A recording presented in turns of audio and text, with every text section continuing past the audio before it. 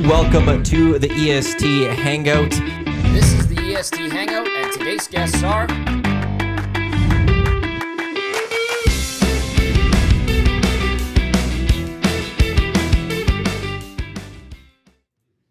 Good Thursday morning to you. Welcome to the EST Hangout, which is presented by White Claw Hard Seltzer. The difference is clear. Live right here on EdmontonSportsTalk.com, on TuneIn, on iHeartRadio, or for those watching on YouTube, Matawanek, Tom Gazzola with you here. We got Joaquin Gage, who's with us from Two Guys and a Goalie, F1 Commissioner, and Hernan Salas of your Edmonton Elks.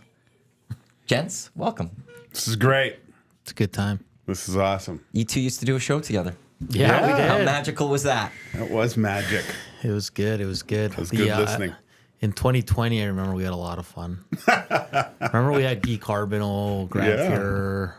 Hernan used to be the producer of Two Guys and a Goalie. My favorite part of Two Guys and Goalies then is that when you left to go to the Elks, Dusty's graphic for Two Guys and Goalies always still had featuring producer Hernan Salas. That's awesome. I didn't even notice.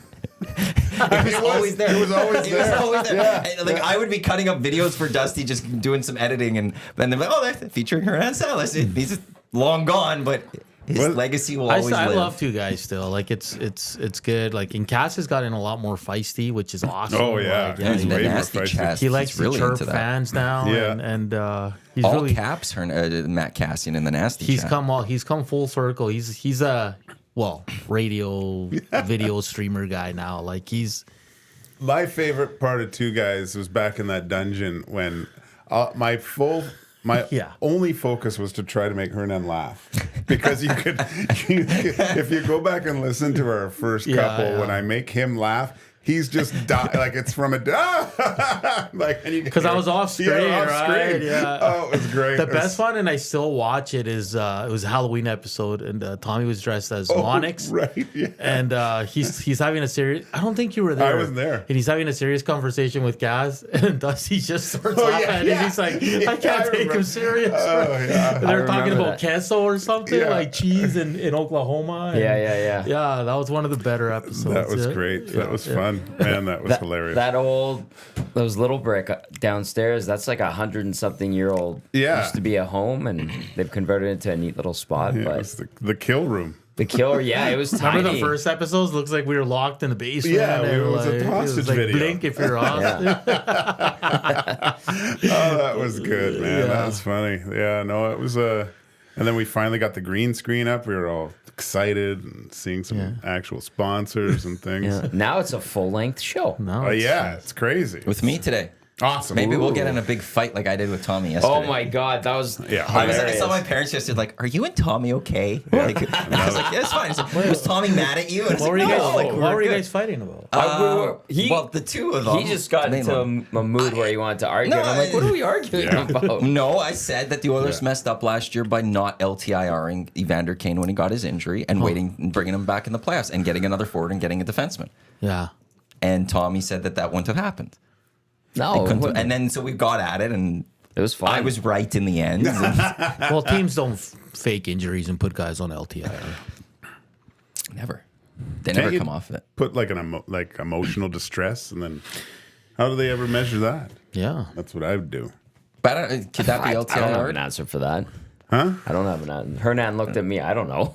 Maybe they can do it. All I know is like Mac T ripped the Golden Knights yesterday. Oh, yeah. and Oh, then did he? He full out cheating. Like that's what he basically was saying. He even knew though, like it's being allowed, but Yeah. he doesn't like it. He doesn't like that now. Other teams are going to try to do this because if it doesn't get outlawed, of course you have to do this. Like you can't be teams now not trying to do this when a handful of teams will do it. And so he doesn't like that. He wants something in place, and his thing was make like your roster in a playoff game has to be their cap for the year or whatever has to be cap compliant for that. Yeah. Or Now- just Or you have to play like a certain amount of games before the playoffs start to be. I don't like that one. No, I don't like that one either. Why not? Or Because imagine if the Not Oilers or. had that player who was hurt for a majority of the season or something like that. And you want and they're healthy to come out. It just happens that they can't play before the playoffs, but they're ready to go in the playoffs. Like that's where it's Or more teams just start using it. It's fair Yeah. game. See, It is fair game until the NHL stops it. I agree with Mac and what he said yesterday. I don't like it. It is circumventing the cap, but they're not clamping down on it. Otherwise, they would have put an end to it a year ago, 2 years ago, whatever, when it first started happening. Now, if I'm going to use Mac T as an example, if Mac was still a GM in the NHL, this is hypothetical, obviously, and he is of that mindset that you stay true to the game and you have honor and you don't cheat the system, quote unquote, other GMs like a Kelly McCrimmon would look at a guy like Mac T who lives by that honor system and take full advantage. 100%. And he's doing that. Other guys have done it. And that's it'll why continue teams to have to happen. now, you have to go the other way. Because Otherwise, like what? When you get knocked out of the playoffs, how do you sit there and be like, well, we tried doing this honorably? Like your fan base is still going to be upset. They might be upset at the Golden Knights too, but they're going to be like, but I want you to go win a Stanley Situation Cup. dependent. how come yes. Bill win on Daly and Gary Bettman sit there next year? 3 teams are doing it and say, "Well, no, like let's pump." But no, it's because not their call. It's the other GMs and the governors and But the owners' call. you've allowed this 3 times. Like when it happened, It's not their call. That's But the at thing some we point, don't they have understand. to push for it. When They you're can running bring this it league, up. they Yeah. have to really try to It's not their get call. the votes. They need to go win the people over and convert the 2/3 votes That's to not change their it. job. That is not their job. Their job is to appease the governors and the GMs. That's their job. That's what we forget. Because where I'll disagree with that is that if Roger Goodell wants something, he goes and gets the votes from his owners. He's in the exact same canvass- role, but sure. Roger Goodell will go and go, I need this done. I'm going to go get my votes for my owners. Okay. And it's political. Do you think Roger Goodell is going, I don't like this, and I'm going to go to this owner, and this owner, and say, hey, we need to change this? Or Yes. I don't think it's him initiating it. I think it's those other owners that go to him and say, listen, me, this guy, and this guy think that this is BS. You need to do something, Roger. Make it happen. And then he's got a coalition and then can canvass. That's what we forget. No. It's not the commissioner going, Another we fight. need to do No, this. But it's not. With Goodell is a guy that does, when he believes something, he'll go for it. I don't believe and one that. of those is the tush push. That's something that's on his mind. I think that and he somebody wants to told attack him. it. I think he's getting that from someone else, one of the other owners, and he said, "Okay, we have to put an end." to it." These commissioners are too arrogant to only be puppets, to strictly be puppets. They will want their own Especially way. Bettman. They will want their own ways to put their fingerprints on this game. What does And so Gary there'll be time. Bettman know about hockey? In 30 years of being the GM, what does he know about hockey? Truly, I don't think he knows Truly. what an offside is. But he was doing an interview saying that no, everyone likes this rule. There's no complaints at all. I saw on that's the TV thing. We don't know other if day. the other teams are actually Yeah. up in arms about this. Well, they're not. well, they might be, and he's Well, keeping it down low, Yeah. and then The eventually, majority aren't. I Right. should say. Really? Then it would have been changed. yeah, that's You'd Why? think it would. Yeah. Like, I say if you go over in playoffs, it should count against the cap the next year, so you have less cap space. But a lot of teams are over right now. The Oilers are over. Yeah. yeah. So they're having to deal with that next year too. How about from a player like you brought up the word honor? Like Mark Stone, like listen, I don't know if he had a whatever it was, spleen, whatever. I don't know, but it's obviously extremely fishy. Lacerated spleen. Lacerated spleen. Because when it was announced, a lot of people were like, "No, it's true. He'll be out till the second round," and then voila, he's good 2 weeks before the playoffs. So, but as a player, let's just say it was all made up and they're just doing it for LTIR. Like, does Mark Stone feel good doing that? Does Mark Stone say, you know what? I'll take the bullet again and lie and be ready for the playoffs? He's done it for the past 2 years. So, But that's what I mean. The third Yeah, time I now, mean- like, where's the I guess the honor in that? if he's hoisting that thing at the end, who cares? Yeah, I guess so. I mean, I'd lacerate my own spleen to lift that thing. So Hey, Gage, where's the spleen, by the way? it's right Yeah, down correct. here. Yeah. We have to look it up the other day. Like part of this is like people want teams to go win in a fun way, an entertaining way. No one liked the way the LA Kings won Stanley Cups. It's a little different, but they won very boring hockey. But Yeah, they yeah. got their banners and they're happy. But that's different. But it's the same. Like that's where it's if I'm a player at the very least, I want the cup. And if there's a way to game the system to help us get an edge to go in that cup, I'm taking it. So if And I'm fine Draisaitl with did that 3 years in a row here in Edmonton, we'd all be okay with it. I Yeah. personally would be. No, because If they people ultimately here won a cup. can never be in a consensus. Like, seriously, If they won a that's an cup. honest question for Edmonton Oilers fans. If Draisaitl did that 3 years in a row, would we be okay with it? If Start they won a poll. cup, yes. Okay, fair enough. If it has led have to a cup. Stanley Cup, yeah, If yeah. it has to have a Stanley Cup, that would be the thing. Okay. Because is any Oiler fan going to sit there and look at that Stanley Yeah, Cup be like, well, it's tainted. Tarnished. Yeah, it's yeah. tarnished? Well, there's a little asterisk to that. Of course not. Who cares? Yeah. Jasper littered with White Claws. Kidding me? In June? So Delicious. it's a small price to play. Okay, fair enough. Yeah, if it leads to, I guess, do anything you can do to win the cup, right? Exactly. Okay, fair enough. So that's why, like, we'll see how this goes. The cap part I do find interesting though, just because is it just the port? Like, if we're gonna look at the Golden Knights game one, they have some retained money, trade. Is it the cap for what it would have been this year for the Yeah. Golden Knights? Is it their full season cap? Like, how do you balance that out? Because you bring in a player and you get, like, for just this year, it's also like they make the deadline for Hurdle. Well, they're not paying his whole salary for the year. His cap hit for the Golden Knights this year is a smaller Yeah. one. Yeah. So is it just that small cap hit that goes against the Golden Knights for Hurdle in the playoffs? Or is it his full season long cap hit that they have to calculate in the playoffs when playoff time comes?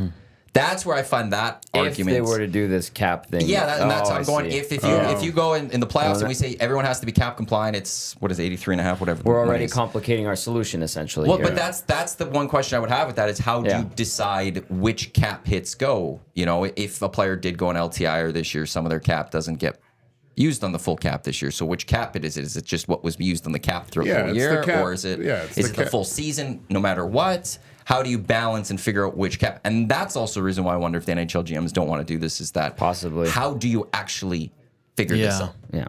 They just rather leave it because it's easy. Yeah.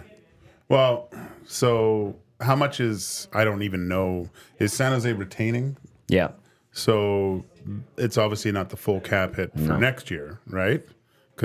Or how many more years is her? I don't even Oh, he's know. got quite He a few just more signed years. a new deal Yeah. recently. So, but there's retention on Where's the whole Vegas here? the whole thing. the whole thing. Yeah. So I'll see what he is for this his cap hit should be on the team that he's currently on. I think that makes it easy. Oh, right? yeah. Like you don't want to take it shouldn't his whatever the retention amount is from the previous team shouldn't be added at that point. That Yeah. defeats the whole purpose. Are you looking that up, Maddie? Well, his cap hit is saying for this year is $6.75 million. But that's for this year. So the Golden Knights didn't have to pay him all of that.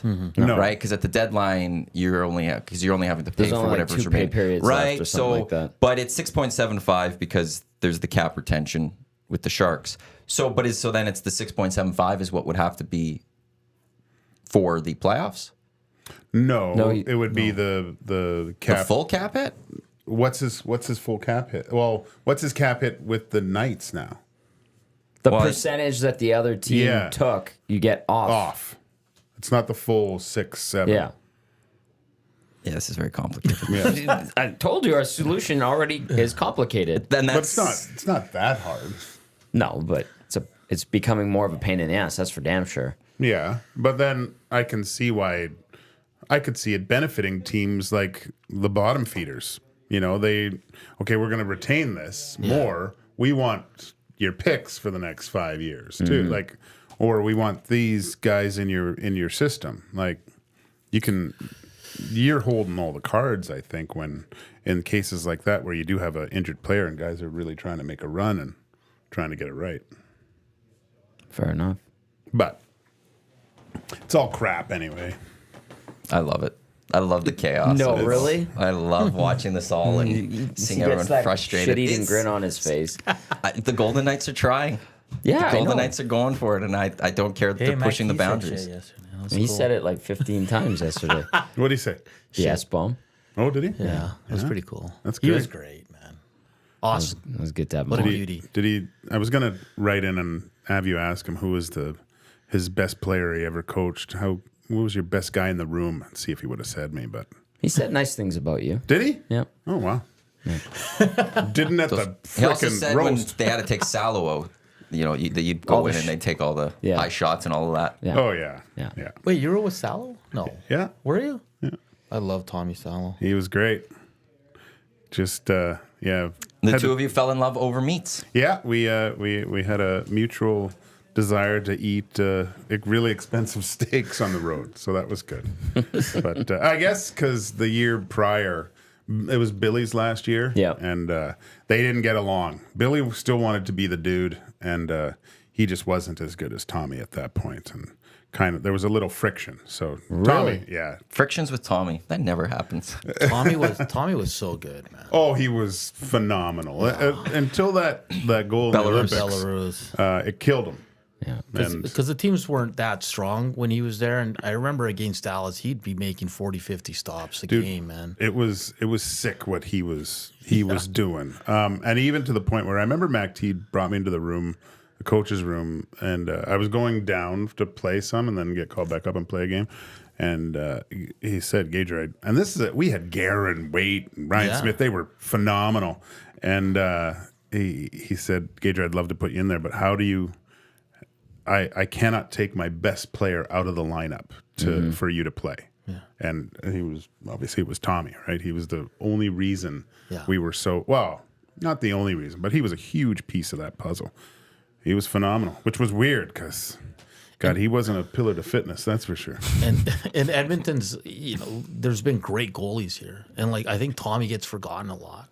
Yeah. I'd say that. I think so. They were... You think of Cujo, you think of Grant Fuhrer, you'll think of Bill Ranford. If he could you have go to Dwayne Rollison for that run. Yeah, 100%. You could easily forget about Tommy Salo. You're measured on playoff success. That's the bottom even had line. Happy Bulin here, who was awful. I forget about that. Awful here, but I do forget about that one. Right? Yeah, he was a great goalie, but not here. No. Yeah. I don't think he really cared when he was here, to be honest with you. It's funny though. We had Zach was because he was too young for Mac T's era of the Oilers. Right. Are you serious? Of coaching. Jesus. Yeah, well, he's only 20. Oh my God. Right? 06 is almost 20 years ago. Oh yeah, right. Right? We're 18 years removed from 06. He was a cup run baby. Absolutely. But he's like, those weren't some great years. I was like, those were great years. They were really good years. They weren't the great years that we're seeing right now with the Oilers. Yeah. But they were better than the decade of darkness because they were a hardworking team. They were always in the mix. Every year they'd make a move at the deadline to try to make that move to get into the playoffs. Every second year they would be in the playoffs. Otherwise they'd miss. But it was a nice, hard-working fit what the city of Edmonton was. Effort. If we're talking about all the cheating and stuff, that was an honest, hard-working team year in and year out. They get to the playoffs. They were going to play their butts off. Those were good years to be an Oiler fan. And that year, when they went on the run, they qualified for the playoffs in their second last game against San Jose. Yeah. So, and that's with Pronger and Mike Pekka, who didn't have a really good regular season. They didn't in the have playoffs, a good regular season as a team that year. They were terrible. Yeah. And I don't know if you asked this about Mac T, but Rollison came in with about 25 games left. It was the deadline. Yeah. And the first few games, he was terrible. Yeah. He was awful. And McTavish goes, look, he said this at a I think a roast or whatever. I got to just go with this guy. I'm gonna live and die because the goaltending wasn't great that year. It was Markin and Conklin. Yeah, and Mike Morrison. Yeah, right. And he just he started getting some traction, and boy, what a performance. But Kalo, that was one of the best deadlines the Oilers have ever had because he went out and he got Spacek and Samsonov, and before he got Tarnstrom. Well, it was Spacek and Tarnstrom in January. Samsonov, Rollison at the deadline, and in the summer it was Pekka and Pronger. Yeah, 6 amazing moves. Yeah, because they all Spacek was unreal. Awesome for Yeah. And he signed Rem Murray.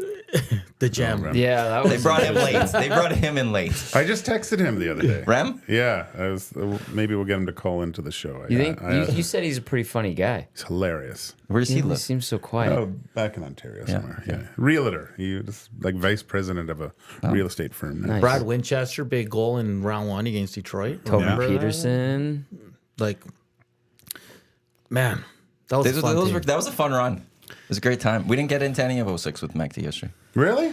We got to a lot of different things, but also I feel like we always... We beat the crap out of 06. Oh, I feel like to me, he's probably been asked enough about 06. It's all we have, damn it. But we got into the shoe fight with Mike Milbury and stuff because he was part of that. I heard that one. That was a good story. So we got into some other stories that I haven't heard from Mac T before. How old were you but in I 06? feel like 06, I would have been 15. I was in high school. I was 20. I was in my 20s. So I missed the partying. That was great. And That was a then wild time, yeah. the Oilers didn't make the playoffs for a long time you with through the my team? whole 20s, basically. No, so I I was missed all 20 that years party. old.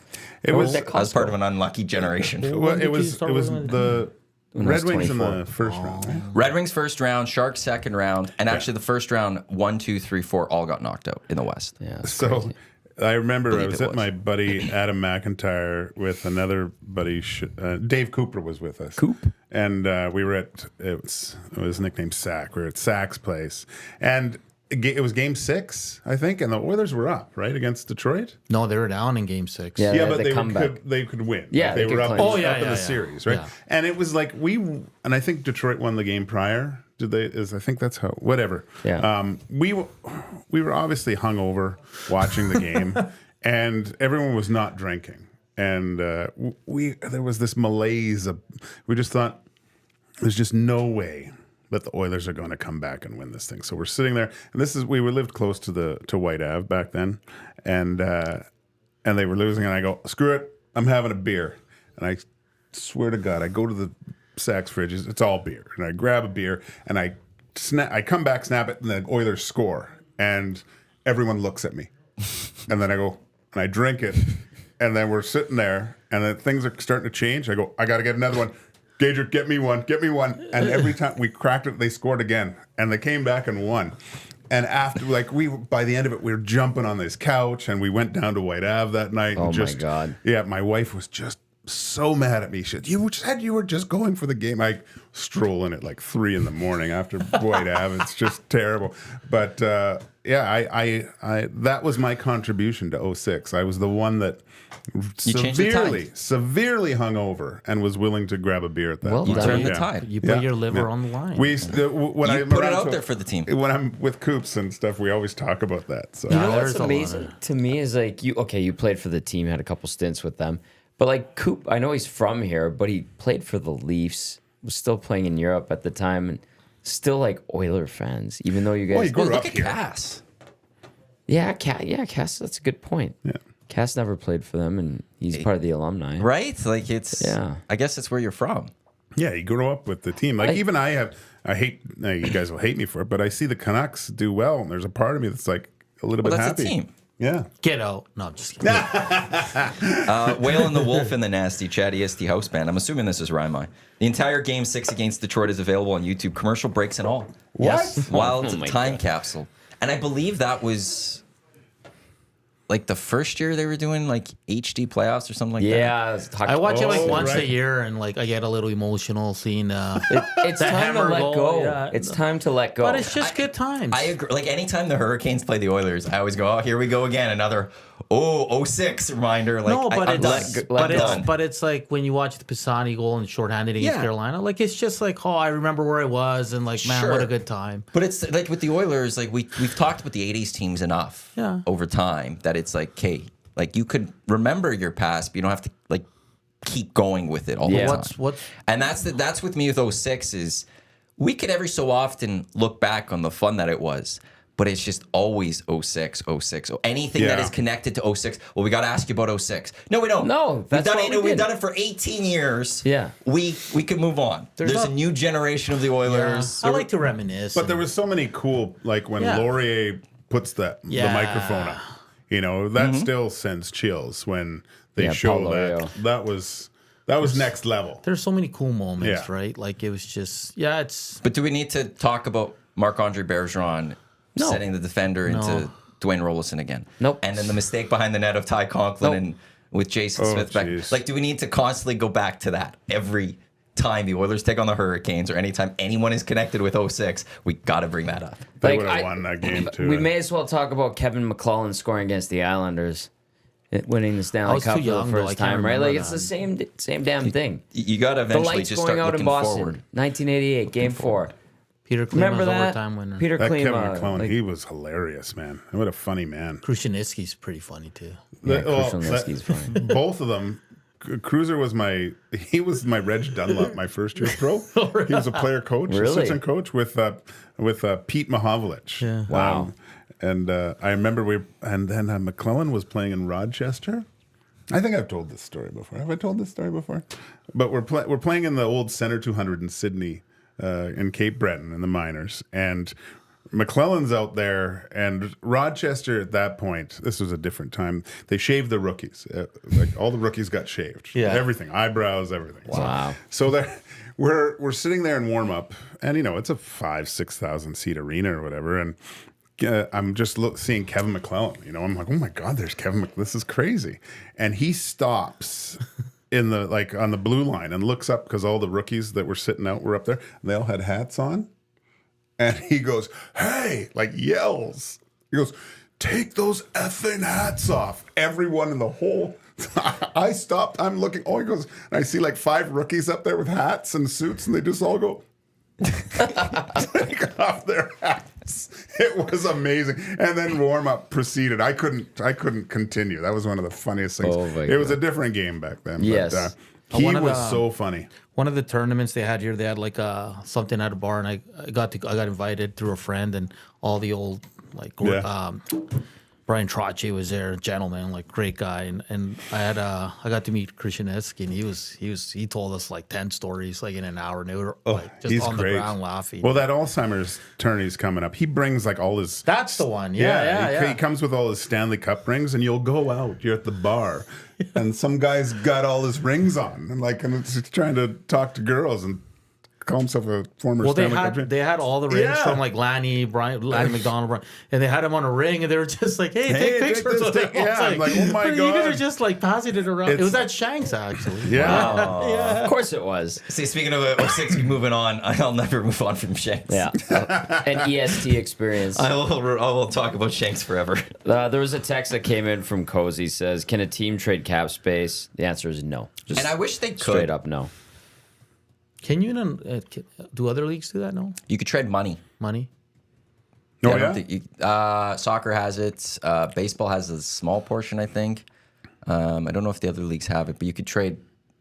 Actually, no. I think MLS actually it's cap space even. I think how it works is because there's a very complicated system, and there's international money or something, and I think maybe you could trade some of that allotment that you have to another team.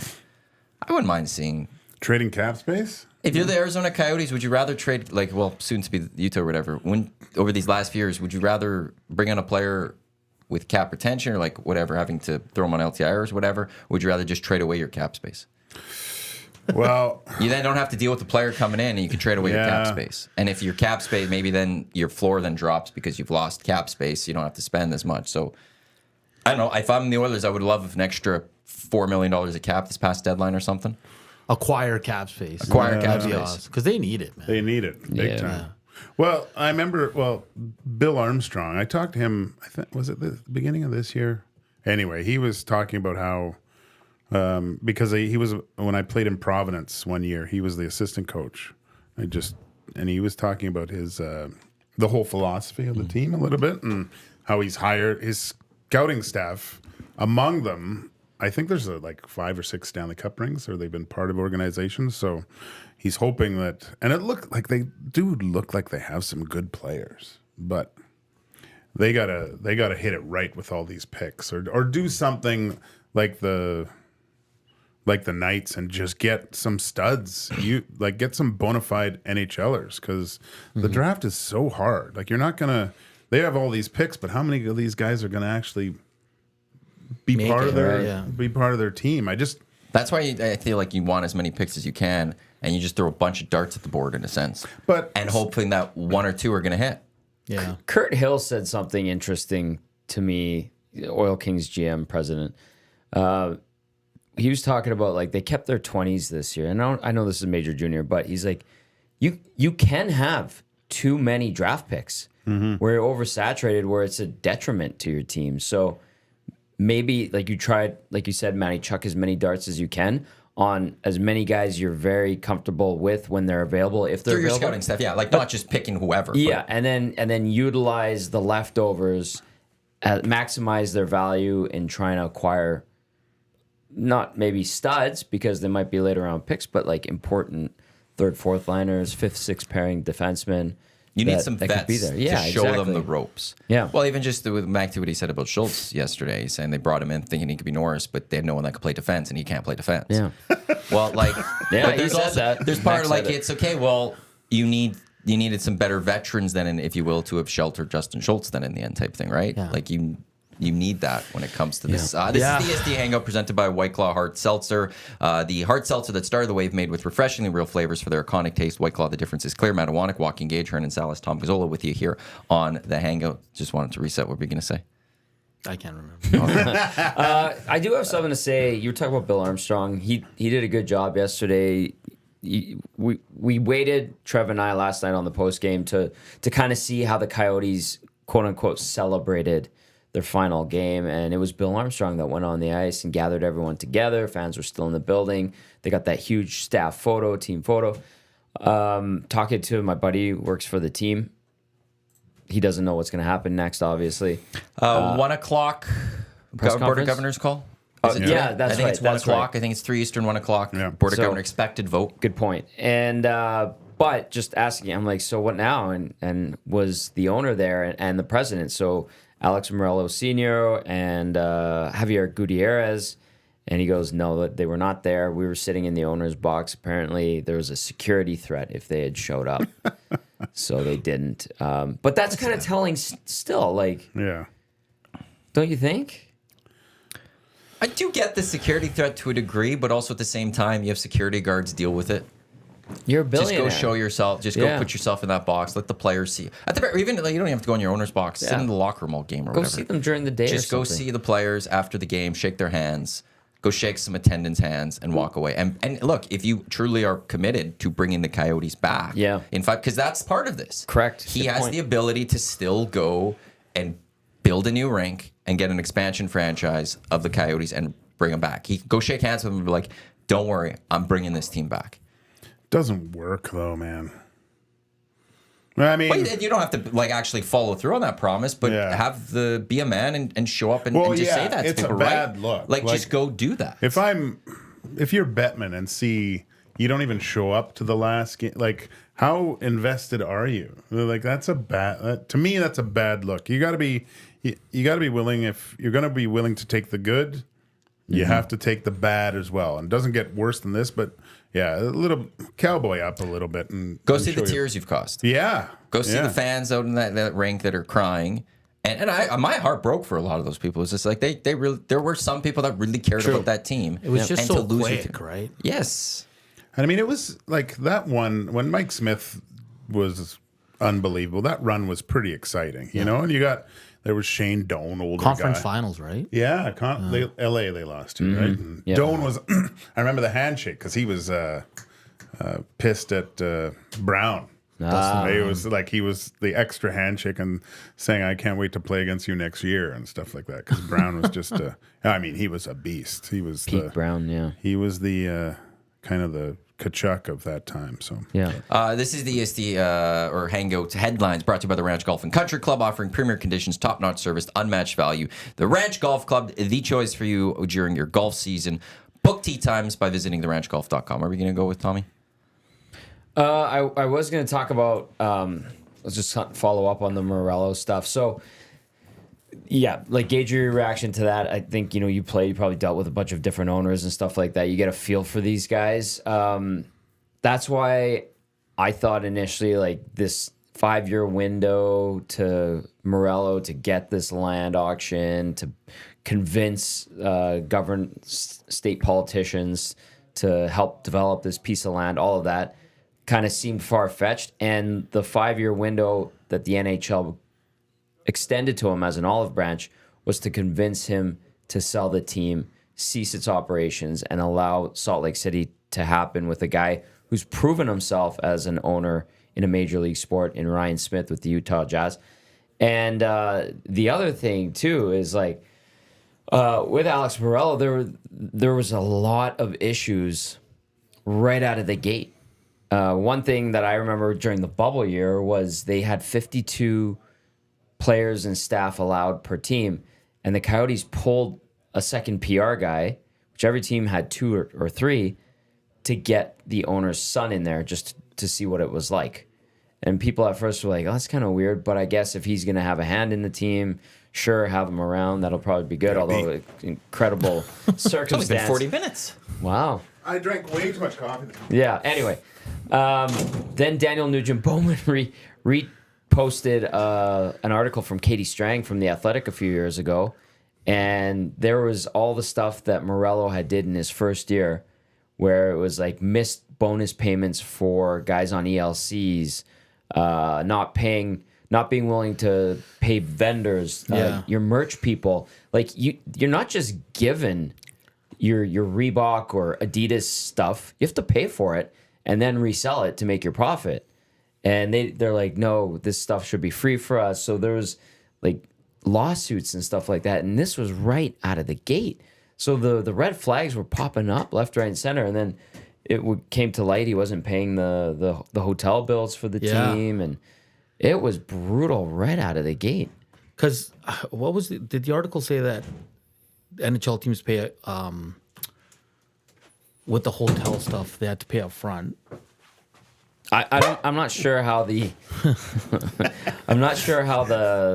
money exchange works for the hotels, but maybe there's a deposit or something like that. But I think you pay fully after. But at one point, the hotels started being like, "We need full upfront from you guys." Yeah, I think that's what bolting. the Coyotes. They're like, "No, we need the money up front because you guys are not paying your bills," which is just it's embarrassing for an NHL team. Well, the Ritz-Carlton chain apparently was like on the cusp of suing them because they haven't been paid or banned the Coyotes. Like there's crap like that was happening. And then that Katie Strang article that DNB reposted yesterday, I was reading it in the second intermission. I'm like, oh my God, that's right. It was just like one thing after another after another. I'm like, there is no chance in hell that they go back to this guy and grant him an expansion franchise or allow him to continue the Arizona Coyotes in the NHL. They have to. Legally? I think if they do a 5-year deal and he gets a rink done, then he goes, I'm ready. Here's my $1 billion. I think that's part of the rules here that they kind of are forced to. I'm sure there's stipulations involved, though. The other thing, too, and someone who works for an Eastern Conference team was texting me yesterday, VP, and he's like, I wouldn't be surprised to see the Arizona Coyotes continue next year as an AHL team at Mullet Arena. They just moved Tucson over because they get to keep the naming and branding and all that. Now, I think the NHL has something to say about that because they're allowing it to go to Morello as part of this deal in the 5-year window. But that was suggested to me, and I was like, I didn't think of that. But so instead of being the Phoenix Roadrunners, Arizona Roadrunners, they keep the Coyotes name logo. Now they're just an AHL team. That's the way to do it. And I made the joke that they're basically an AHL team already. Well, they're relegated. Yeah. Well, but that actually would be the smartest way to do it if you were trying to bring back a franchise. Keep the name around, keep it going, and then keep your staff. Keep everything happening. Yes, and then when the NHL gets awarded, you're just we're promoted. We're a regular NHL team, and that's the way actually that would be the smart business way to handle this, in my opinion. Yeah, because it keeps it kind of alive. Yeah, too, you keep the brand going. It's still not front and top of mind of people in Phoenix, but it's around. At least they know that the Coyotes are still happening. They're still around. And there's a plan to get them back into the National Hockey League. Yeah. You're down there a lot. Is it when other teams, have you gone to games where other teams come in? Outside of the Oilers? Yeah. Is there, do you see a lot of that team's jersey? No. No? I went to a San Jose Coyotes game and a Nashville Coyotes game. It was nothing like when Edmonton, Calgary, Vancouver, Winnipeg more Canadian jerseys, so it's snowbirdy kind of. Yeah. It was when San Jose and Nashville were really good. Yeah. The Coyotes were they're okay, but no, it was like 6,000-7,000. My buddy, a different buddy that was working there was like, "Here, club seats, enjoy, have fun." And good on the Oilers for letting them win yesterday. There was a peace treaty negotiated. Well, and that's a good point because there was a question that came in via the Paris Jewelers inbox. Says it's from Pissed Off Graham. Oh, do you guys think the Oilers handed a courtesy win to Arizona? Sure seemed like it. Also, do you think the Oilers should have maybe stayed on the bench after the game to applaud the Coyotes, or is that not a thing to do, perhaps behind the scene? Thoughts? I thought about that, but I think it's kind of awkward. It's their moment. It's like, the Oilers have really nothing to do with it. But you're thanking people that are supporting the National Hockey League. Yeah. And I think the Oilers, I think they're just their minds in the playoffs. Like, I'm not gonna say they laid down and gave the game away. They just weren't sharp, and it was just one of those games where. And Arizona was playing. They wanted to win at home. It was their last home game. Obviously, they were going to come up a little extra fired up. And plain and simple, they beat the Oilers. And because I think the Oilers are, I'm not going to say they weren't going 100%, but you can tell their minds. Their mind's on being healthy. Yeah, exactly. In that game. Yeah. Their mind is. Let's get out healthy. We got 60 minutes to play here. We got 60 minutes tomorrow. We need to just be healthy out of this. Just look at their first power play. They couldn't even set up. It was like, what are you guys doing? Like, it was. There was. Yeah, I don't. But think you kind of like. Yeah, they didn't try to allow the Coyotes to win that hockey game in a sense, but they also weren't trying all out to go and win this hockey game for 2 points because they also realized that 2 points isn't big for them. Yeah, like remember the last game at Rexall there? Yes. It was a back-to-back against the Canucks. Yeah. That I know that there was a peace treaty negotiated with the Canucks that game. Really? Oh yeah, it was like, okay, boys, last 2 games, we're both out of the playoffs. We're not going to go as hard, you guys, but when we go back to Vancouver for our last game, you guys Dial it back. you dial it back a little bit. And That stuff happens. It would have been really sad if Oilers went in there and spanked the part of me is like, oh, you know what? It would be great if they just went all out and just smoked.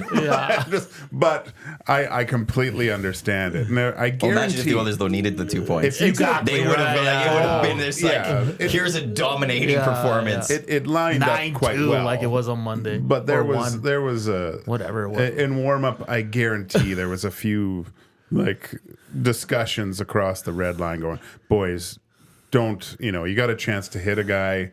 Don't go out of your way. Even the ref was in on it. He set up the first. Even the ref. Great play. Yeah, I guess he doesn't want to ref in the finals there or whatever. But no, that was fine. You're not going to take anything from that game. No, 65% effort is what I pegged it at yesterday. Yeah. I was thinking about you and Trev, and I'm like, man, the post, because it was fine yesterday. What's there to talk about? There were some Oilers fans that were like, "Oh my God, what was that? This team is in trouble. They 3 losses in the last 4." Well, they might go 4 or 5 losses going into the playoffs. Is that good? Well, I mean, you got to look at the scenario here. They went in. Was it you that said it was hey, no, not really the case? Well, last year they were 15 or 18, 2-1 or whatever. Yeah. And I can't remember if it's 15 I or think it was a 18. 9-game winning streak. They went in on a heater. And they lost game 1 to the Kings. Yeah. Right away, they lost game 1 to the Kings. I don't care that they won that series. And then the very first game they lost. And they were as hot as a team could be going into the playoffs without being just utterly perfect. We talked on Monday, I think, and we were just briefly talking about. Like, I'm a firm believer, like, a lot of what happens in the regular season has no effect in the playoffs. Like, because just look at the history. Look at Boston last year in Florida. Look at the Tampa Oilers. a few years ago. Oilers coming in hot. Remember the North Division? The Oilers dominated Winnipeg. Yeah. Yes. And They dominated Hellebuck too in those games. Yeah, and in round 1, I think a lot of us were like, they're going to roll Winnipeg, and it went the other way. And I know a lot of the games were in overtime, but they still got swept. So I just think it's such a big reset come playoff time that Winnipeg beat Colorado last weekend 7-0, and a lot of people want to be like, "Oh, we're gonna roll Colorado." That to me, that has nothing to do with Game 1. Game 1 can be completely series different. too. Yeah, exactly. The flip side to that, though, is then you get, like we talking Oilers of 06. They were playing so good down the stretch to get into the playoffs. They were playing playoff hockey. How much did that lead them to actually Florida last year? Right, and that's where there's like. I see at times it does matter. Yeah. I see though at times it doesn't matter, and that's where it's just like, well, There's too many games. We really don't know which one it is going to be for any of these teams. I think the Oilers are a good enough hockey team that it doesn't matter. Yeah, that's They why need to be ready to go if they come lose game 1. tonight, like you said, they'll lose 4 or 5. That for me has no bearing on what's going to happen in the series. Like, can the Oilers go out and sweep whoever they play? Sure. Can they go turn around and losing 5? Sure. But that's why I mean, like, I'm not saying it has. The regular season, you can't take momentum from it, but I think it's such a different ball game when it comes to the playoffs that what you did in the regular season, just look at Stewie Skins, right? Stuart Skinner. Excellent in the regular season last year. He struggled in the playoffs. Let's just call it how it is. And this year, again, excellent in the regular season, but we don't know what we're going to get in the playoffs. I agree with that. I'm not completely sold on Skinner yet for the playoffs because I need to see it in the playoffs. And in fairness, last year was his first go-around. 100%. It's totally understandable that maybe the moment got to him. I get that. So this year, I'm more intrigued to see how Stuart Skinner responds because there is going to be bad times. They are going to lose a game. You guys just need to they're go gonna go back 16 to and 2 0. Guys and a Goalie. I explain. I put this all out. Episode 362. Okay, just go back and listen to that. So, I think a lot depends on the maturity of the team, the Yes. level. So this year, yeah, I'm with you, buddy. I think that it doesn't really matter. They're a mature enough team. They're the oldest team in the NHL, and they have a lot of guys that have done it before. I think the switch is easier flipped. Now, if I rewind 3 years and lose a few going into the playoffs, maybe that has more of an effect, right? But I just don't.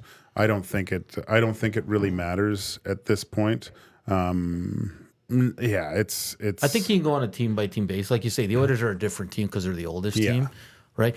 And when the Oilers clinched this year, I've post game. Tommy probably remembers this.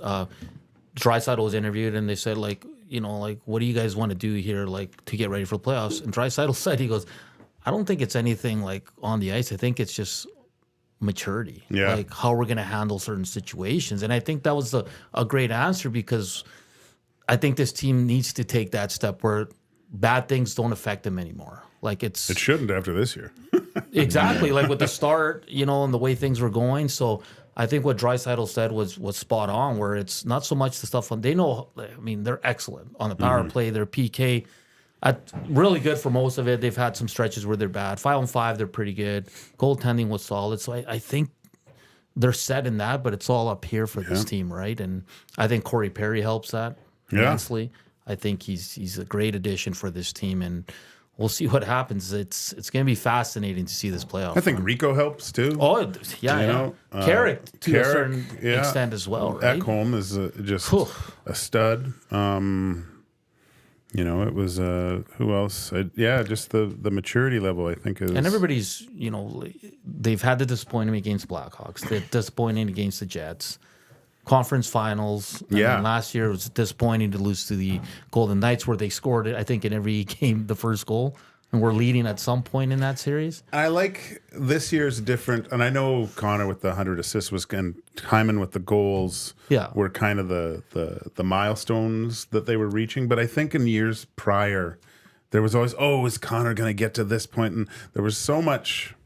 They say it wasn't, but there was so much emphasis on these things that are cool, but didn't really matter in the grand scheme of things.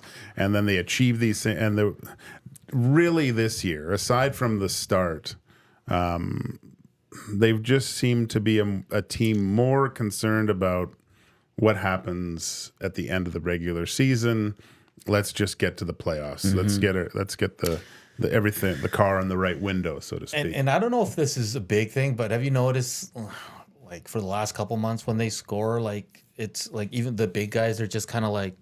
They're always like that. Fist pump. Like, before you see a lot more emotion. Like, I feel like they're just more Draisaitl's more reserved this year. Yeah, he's just like, I scored again, let's go. Like, I don't like that too much, though. No? I want to see an Ovechkin. When he puts playoffs, I get it, but I'm saying regular season, they're more kind of just chill. But when right? They're listening to me. The regular season doesn't matter this year. When, I don't care when you score a badass goal. Yeah. And if you celebrate, guys on the bench get fired up too. And it's like just kind Foley of. yesterday was pretty pumped. Oh, yeah. Well, he just got himself another couple mil in his next deal. That's why. 20 goals. Career year. Yeah. That's why he's happy. Good for him. But he's that was a great goal. He's got a sledgehammer, man. It's a good shot. That was a hell of a shot. Yeah.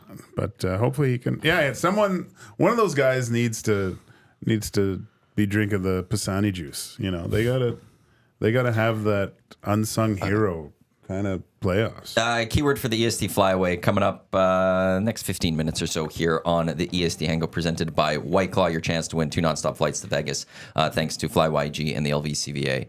Okay, Gage or Tommy, Hernan, nasty chat. Who's your favorite candidate to be that unsung hero of the Oilers in this playoffs? Oh, who's gonna do it? Okay, so like McDavid's out, Draisaitl's out, no. Ekholm's out, Hyman's out, Nuge is out. I don't know. I don't know about Nuge. You would put Nuge. Can Nuge be an unsung hero? Yes. Yeah. He's quiet, although I think he had 12 points in 16 games last. No, I just feel like he's 13. too high up on the He's totem on the pole of cusp. this team. He's on the I cusp. don't know if I would be able to call him an unsung hero. because you sort of expect it a little bit. I don't know. Would Nurse be part of this with the season? Is he could he be an unsung hero? He just needs to play well. But this is right to the point. Can Skinner be an unsung hero? No. Okay, No, so Skinner's out, Ekholm's out, Nurse is out, Draisaitl's he's out, out. McDavid's out, Hyman's out. Those 6 are out. Nugent-Hopkins 11 points in 12 games, but So Nugent's out. not a particularly What's great. his playoff numbers overall? Overall, 10 goals, 29 assists, 39 points in 49 playoff games total. Yeah, I'm sorry, I'm not putting him as an unsung hero. It's a lot better than So I those thought, 7 but- guys I'm taking out. Who can be an unsung hero for this team? Go ahead, Gage. I'll have to go with McLovin there. Fogel. He needs to, He had a good playoffs last year. yeah, needs to just put the puck in the net, and do some damage. I'll go with Fogel. I'm gonna go with Evander Kane. I think he has potential to change the series. He's the X factor for this team. yeah, Could be. More than Corey Perry. he can score, he can hit. He's not weak defensively. He's gonna get second power play unit, sometimes first if a guy's out or whatever. So for me, I think if Kane can help those top guys, the Oilers can go far. So I'll go Evander Kane. Connor Brown goes full Mike Pekka. You've been calling this. He went from Mike Pekka to Peter Klima. Yeah. Then he scored some goals. He bumped him back up to Pekka. Yeah. You have been on that this whole season. Yeah. Or for like a long Man, time. you guys for you. keep bringing up 06. I know. What the hell? Comes full circle. Well played. Now, this brings up 06 as well. I had Connor Brown at one point almost falling to Toby Peterson status. Oh, yeah. Yeah. Who had a goal in the 06 playoffs, by the way. Toby Peterson. Yeah. I'll say this about Skinner though. On this team, he has to be considered for the Conn Smythe at the end of it. Well, isn't that any goalie No, on a Stanley Cup winning because team? the Colorado that year. Usually it is. That's a good one. Depends on the Yeah. team, right? They were so strong. Like, because they'd have to be like, I think most years you're thinking it's going to be a top 3. If you try to do a top 3, a goalie's generally going to be. Generally, but it was Aiden Hill in that conversation last year. Maybe Because they he were came talking in about No, late. because he late. came in the Came in second late. round. Yeah, and Late, Marchessault really and kicked it up third and fourth. Stone Yeah. was great. Like, I think there's just, He was It's good. like Cam Ward when he came in back to 06. He won. It was also the first round. Yeah. It was first round. It was like game 3 or something. Yeah. He came in, so he ran that team all the way Yes. there. Whereas Hill came in Yeah. partway through the second, and then got going. So I Yeah. think not being there for the first 1.5 series impacts him. I a mean, little if you went back to see the Stanley Cup Finals for the past 10 years, you could probably say that both goalies are in the conversation. Yeah. And he has to get to his game to that level. Well, if you go back to last year, Skinner needed to be average, and they win the cup. Yeah, He didn't even have to actually be in a Conn Smythe conversation last year, and I think the Oilers won the Stanley Cup still.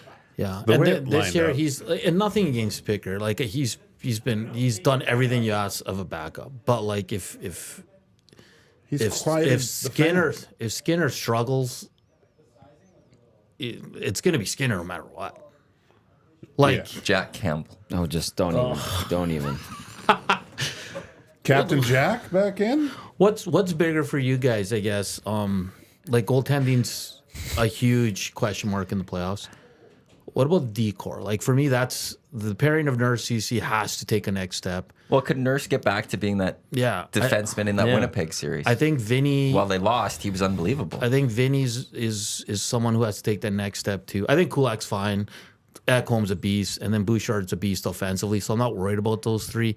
I think most people can live with Bouchard's defensive mistakes at times because he's so good offensively. But for me, the big question is Vinny, Nurse, and CC, and can they elevate their game where the Oilers need them to be successful? Because if they struggle, I mean, then Skinner's going to have to be Conn Smythe because he's going to have to bail him out a lot. How about this?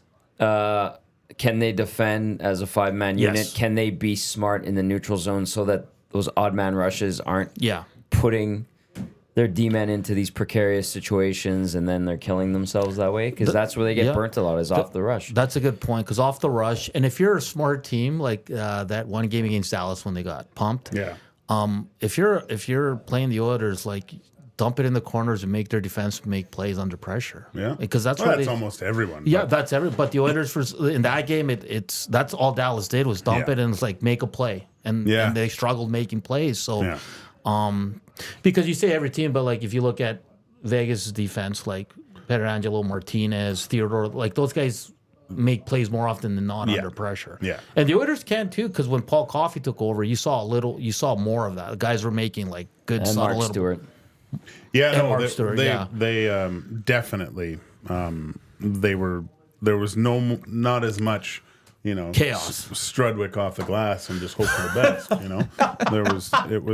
It was actually more like like nice little passes, I gotta subtle passes make a that- 6 to yeah. 8 foot play, Yeah. tape to tape. Because when that I tell you that, Tommy, like that's how I know the Oilers Yes. are in it, right? I watch when they're D-men are under pressure. Watch the first pass. Can they make an 8-foot pass? And if they're missing guys, Yeah. or they're not thinking about the play before it happens and playing chess, not checkers, it's a nightmare. Because I know Dusty loves Stetcher, but I don't know if maybe I'm just see the game different, but I find when Stetcher's in, there's a lot of chaos in his game.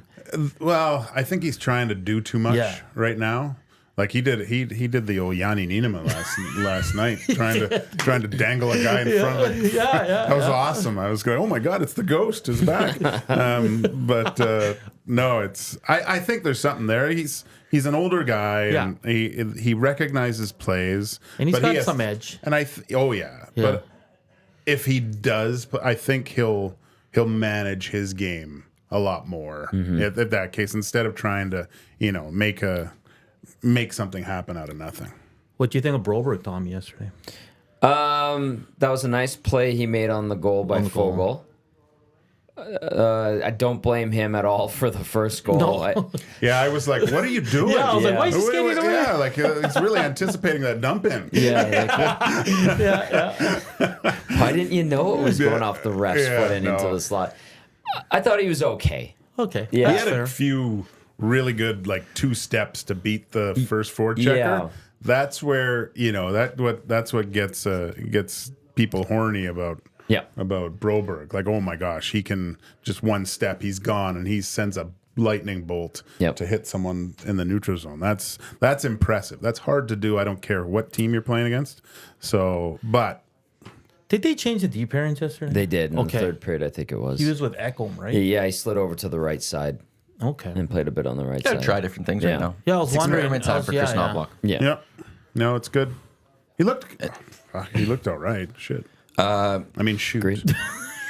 Kelvin, he in the nasty check on Peace Treaty tonight as well. You think there would be one? Like in terms of let's just get through this 60 minutes here? It's tough because there is. Because the Avs have nothing to play for, Oilers have nothing to play for. Yeah, they do. What? Is it Home ice. Home ice. If they meet. If they meet in the conference final, So Dallas clinched? Yeah, Dallas is first. Yeah. Right? Yeah. But Edmonton has one more point than Colorado going into this game. No, Avs have 105. Oh, sorry, Oilers have pardon me, flip 104. So the Oilers need to win in regulation. Yeah. Whereas the Avs, they just need to get to overtime? Or what's the tiebreaker? Yeah. Now, I would ask this because their row and regulation wins are better. I'd ask you this, Gage, because you Yes, played. they are. Do you think that's even front of mind for the Oilers going into this one? no, I don't think so.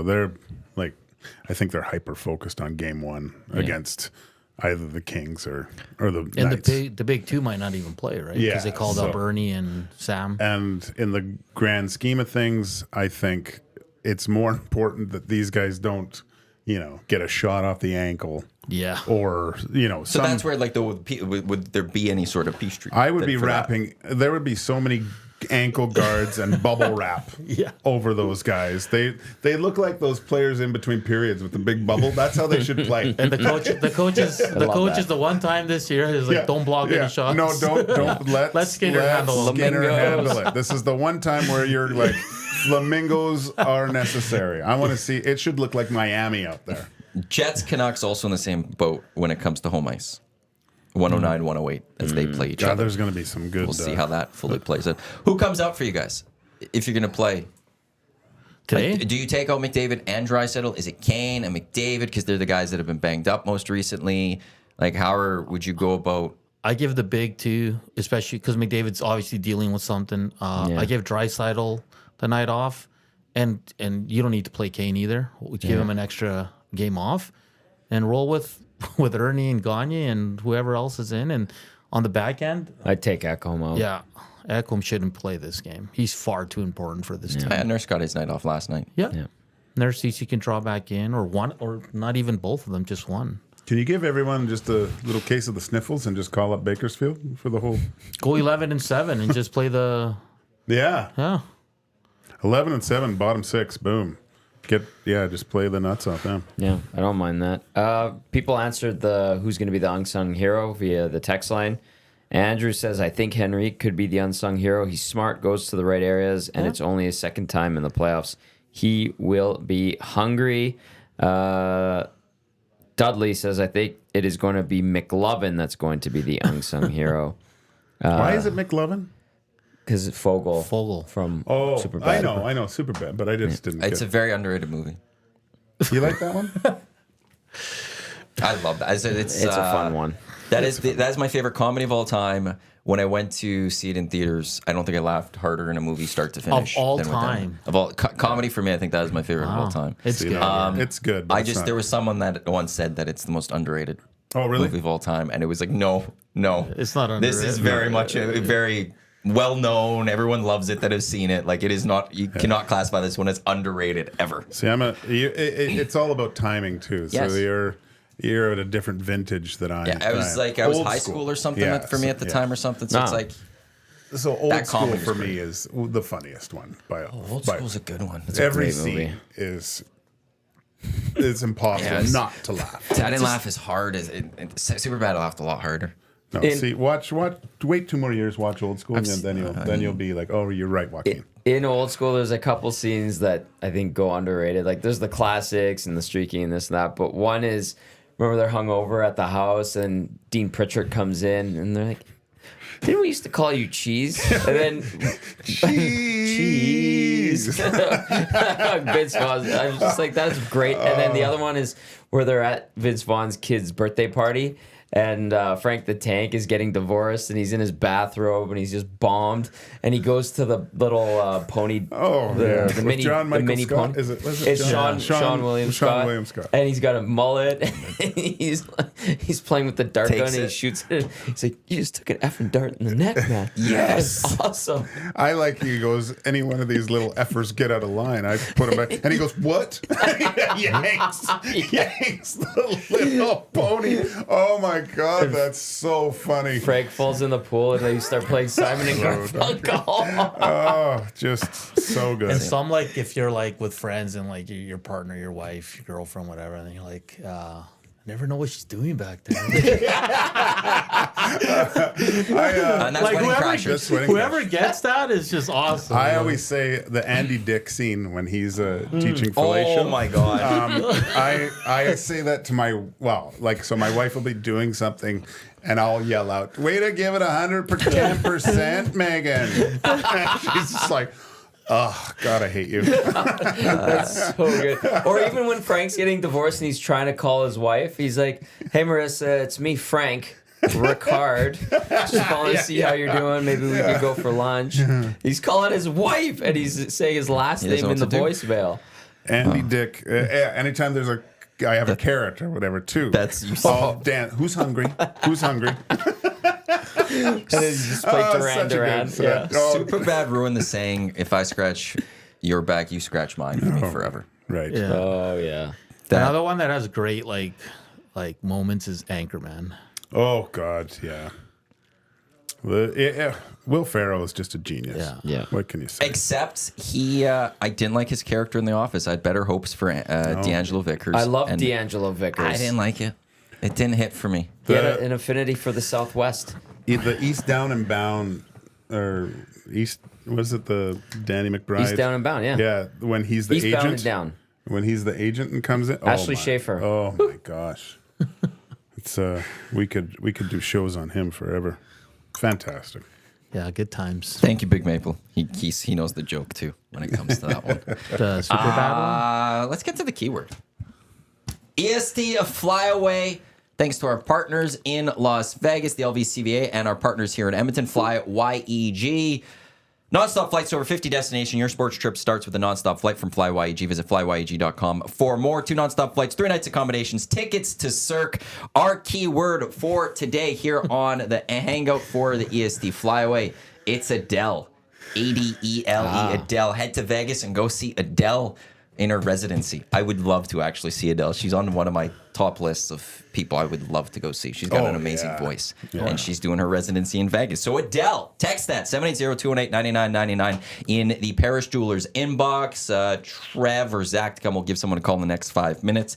So you've got just a few minutes to get that in there. You've got to answer your phone. We are coming down the wire to get qualifying as we're giving this bad boy away next Friday. So get that keyword in right now. Adele, 780-218-9999. That is your keyword for the EST Flyaway, thanks to FlyYEG and the LVCVA. I've texted in. I've never gotten a call. Weird. Well, you just got to keep texting. It's all random. You got to keep texting. That'd be the greatest call, I think, though, I could expect. Hi, who's this? It's Joaquin. Oh, no. No. When would you go to Vegas? No, I've had this. It'd be the F1. Yeah. F1. If you won this trip. I'd go to the Killers. They're doing a residency. Are they really? Yeah. Really? At Caesars, I think, this summer. I think I might go down. When would you go to Vegas if you won this Whenever, trip? man. You wouldn't care? Just when it's super hot. Yeah, I love hot weather. The hotter the better. Play some roulette. Yeah. Go sit in a human soup pool, and Yeah. that's great. It's great Bake. people watching. Vegas is awesome. I've only been there once, but it was a hell of a time. Damn. Yeah. When you guys were down there, man, it was. Those are great shows. Yeah. You got to do that again. The last show was awesome. Like, Dusty was just smelling his feet. Lieutenant was a little tipsy. You were angry talking about Aiden Hill. That's one of the best hangouts, if not the best one ever. Oh, we had a lot of fun with that. Yeah. I was getting frustrated. Like, we're all in my room, and it was the boys. Good on them. They did the 3 hours. Then I did the hangout, and they stuck with me, and we got through those 5 hours. And then actually, Dusty had to still do lock shop. Yeah, holy But smokes. man, we got through a lot with that, and just the big red walls that I had in Yeah. the room. It was just And Eric was what is drinking happening the here? Bloody Marys. He was loving his Bloody man. Marys. Listener came and dropped him off some. Really? Yeah, because we're gonna be in the lobby, and it was like, come see us, and then things changed, and it was in my room, so it was like Eric threw it out there, like, if you want to come drop me off with Bloody Mary, come drop me off, and Yeah. somebody came, and What was really but funny he had to is go down to the lobby or something. my phone blew up when Stoff appeared. Like, it was like, Stoff's on. So that was exciting. That was great. I'll get him on one day again. Remember the guy with the shirt? And I was chirping him. That went up with Jack, and Jack gave us the Heisman.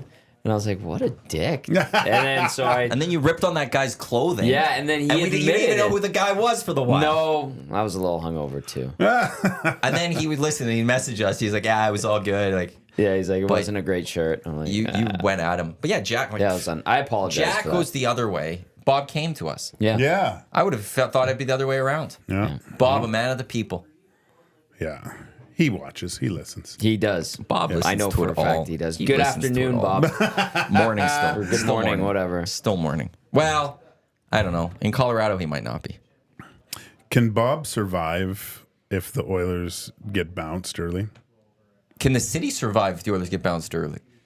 No. Oilers take on the Golden Knights. They lose in 5, 6. Blow it up. Better to lose in the first than Having the the third run? or fourth. Yeah. How quickly does the conversation change to what does the new GM, who is the new GM going to be if I don't that think happens? it's that. It's Draisaitl first. No, yeah, that's going to hit the That's What do you think the conversation front is? burner. Is it, does he stay, or is it, should they move on? Ooh, good one. Because I'll say this, I agree on keeping Draisaitl. I do believe he's going to stay. A contract, I believe, will get done. But if the Oilers get bounced, I could see people saying, do you really need Draisaitl? The answer is yes. Maybe you can trade him and fix this team to get them over the hump. That's what I think might come if they get bounced early. I'm not a big jersey guy. I've had 3 jerseys in my life. Gage, what? The first two Strudwick. The first two were Cass, even though he didn't play. Cassin and Oilers jersey. the first two favorite players, Glennie Anderson and Taylor Hall. and both got traded within a year. And I just got a gift for Christmas, and guess whose jersey I got? Yeah. So we're blaming who got you the gift. I like how everybody has their own curses that they think affects the feng it's not shui the of the Does, team. though, in a way. It does But not. Then how did Gage cracking open those beers? Why did they score? That is a great point. I rescind everything I just And said. I didn't mention every game prior to that when I cracked a beer the Oilers scored. Like it seemed it was fortuitous, and then it Like, worked. This is their old goalie. But if you don't, and he's not doing it, meant they're to not be- scoring, and then he does it. Like, yes, it sounds stupid. It sounds ridiculous. Whoever's But doing this the world is a simulator in the simulation. real world, Tommy, The Draisaitl world is staying? messed up. I think he's staying.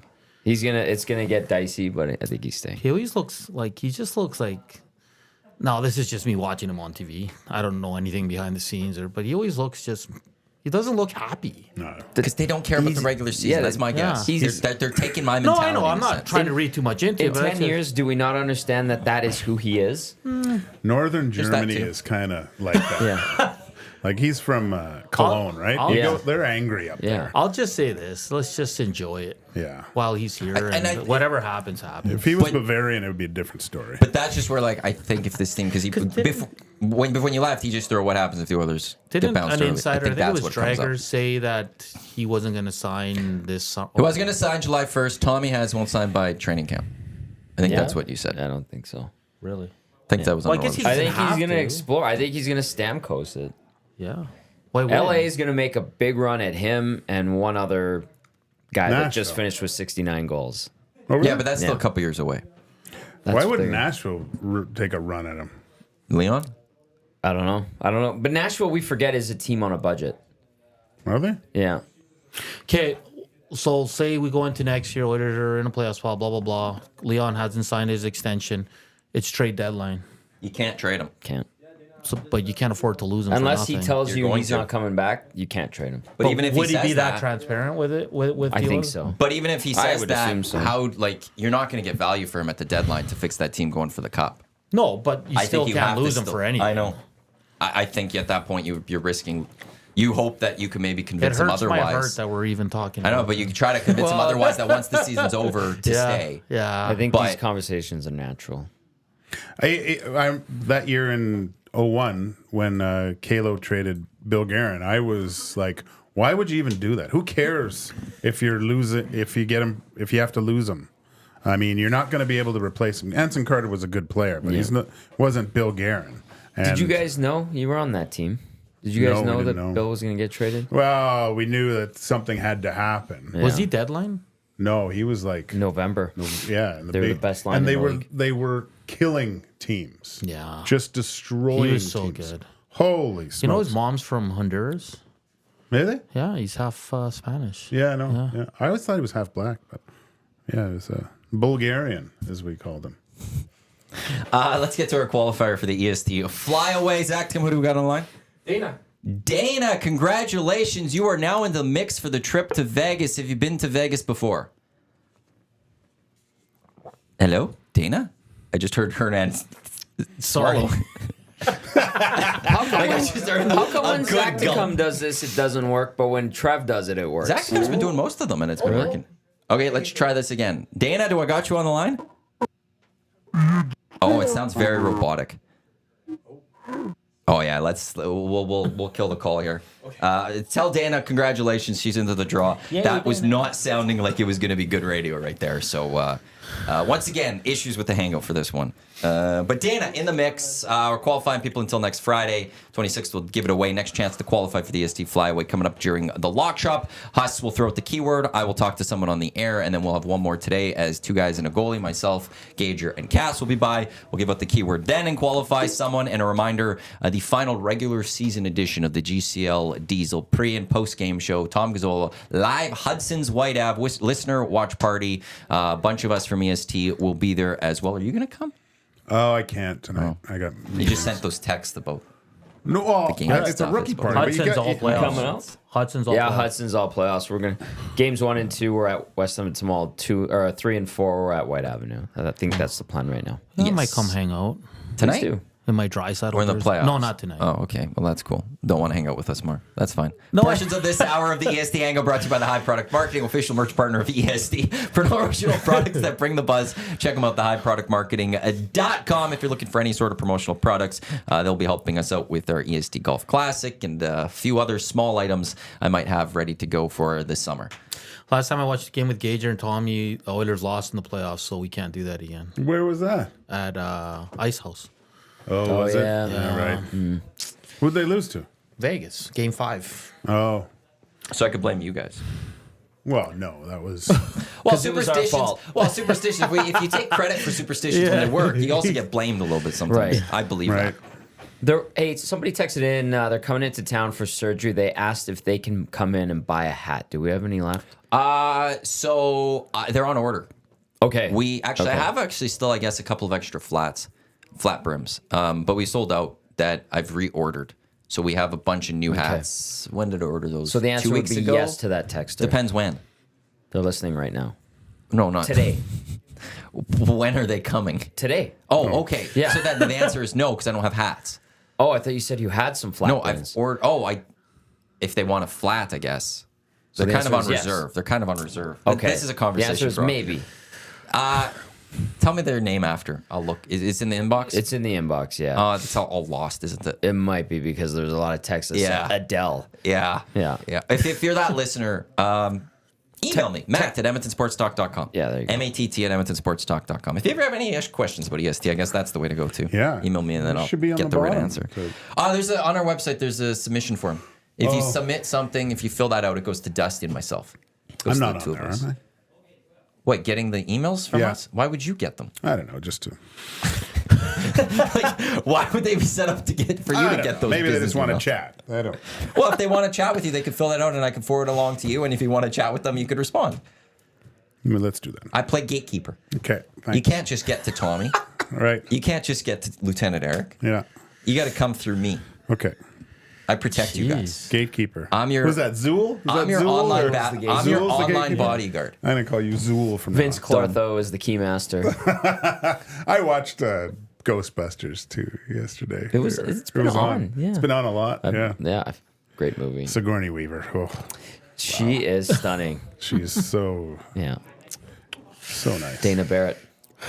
I'm disappointed you didn't watch any Champions League last couple days. Yeah. That I can't even mention it with you right now. No. Real and City was great. The 2 legs. Alphonso Davies, Canadian, is moving on. Should throw that out there. Where's he Bayern going? Munich going. Well, the Bayern Munich advanced. They knocked Oh, off he's going. Arsenal. Okay. They're going to go play Real Madrid in the semifinals of Champions League, which is a very interesting matchup for me. I'll get off soccer momentarily here.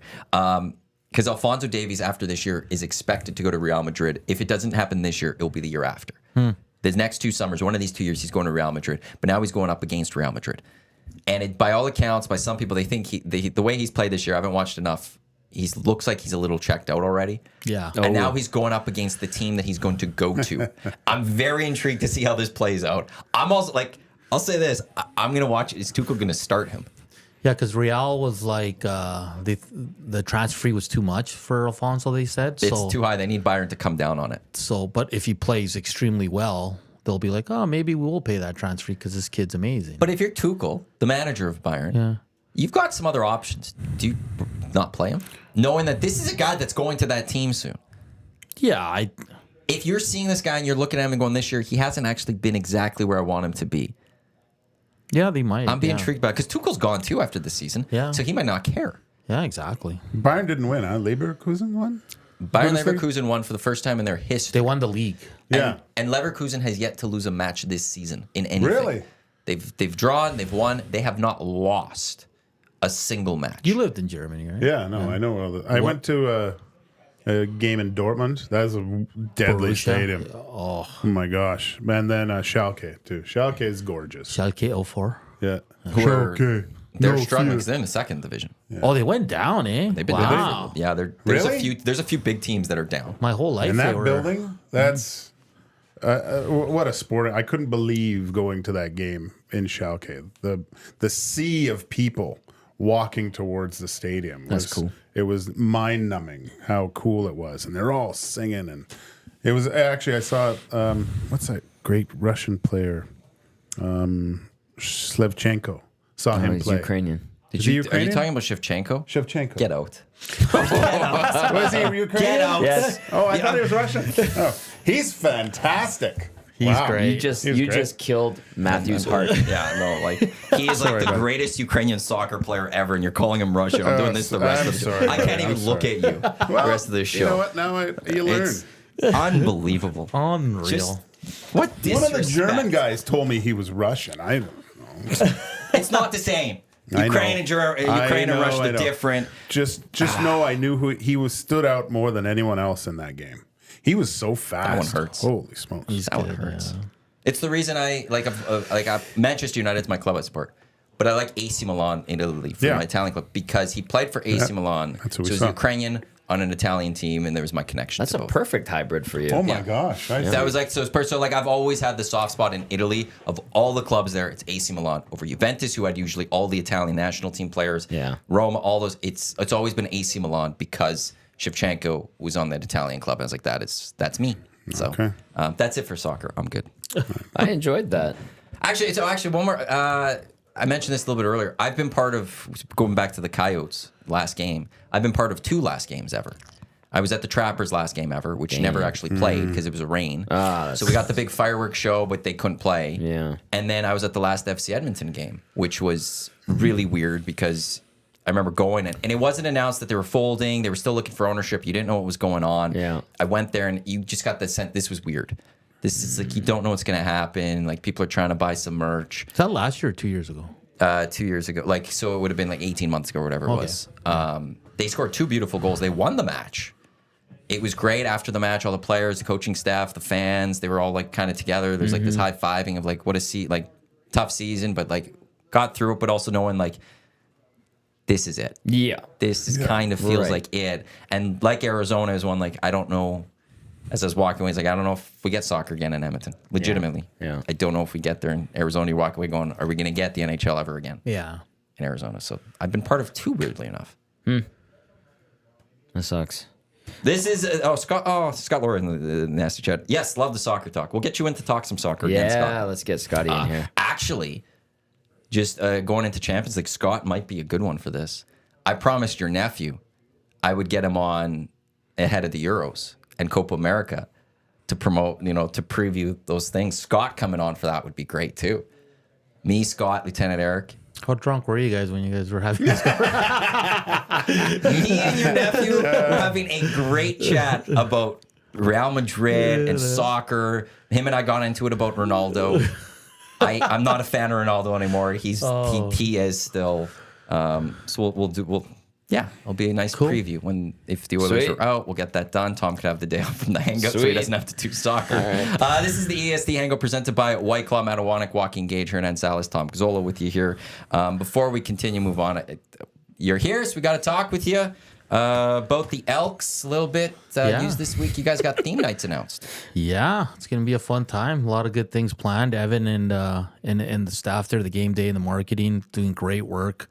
Positive response yesterday to the announcement. Good. And that's the thing. Like obviously the football game is the most important, but you want to have you want to make it fun for the family and the kids and everybody that comes out, despite of the score. Sometimes just have a good halftime, good pre-games, and Good wiener slinging. yes, The best. he's one of the, if not the best, in the concession stand though. So yeah, exciting right. times, Maddie. And I'll be honest, like there's a good buzz in the building. Everybody's getting excited. Obviously, the draft's coming April 30th. April 30th, and we have 9 picks. And Including the first overall. Including the first overall. So we're getting super duper excited. The coaches arrive soon. The players are going to start arriving soon. Yeah, when's and training camp? Do you know off the top of your head? March. May 8th is rookie camp. May 12th main camp. So We're less than a month away. Wow. Speaking of cheese, if he wants to come in on the hangout again, I he gotta better actually get text his him. ass in gear. 'cause Well, I we kept it told him by- last week I would text him some dates. Well, Okay. Cheese wanted So I to gotta come on with me, but I said I'm on with Gage or so. But he still wants to come on Yeah, no, before. yeah. He wants to come on before camp. I know that. Yeah, 'cause- no, I got it. I meant to. He's on my list. Him and Yukon. I got to send some dates to. Beautiful. To be like, hey, come on in. Have you guys announced Fan Day publicly? Not yet. No. Okay. There's a Fan Day coming. Stay tuned. But I just don't Yeah. know if I don't want to say anything out of turn with that or something. But so it's less than a month already to training camp. This is incredible. Yeah, I'm it's excited. I'm not going to say it's coming fast because it's been a long off season.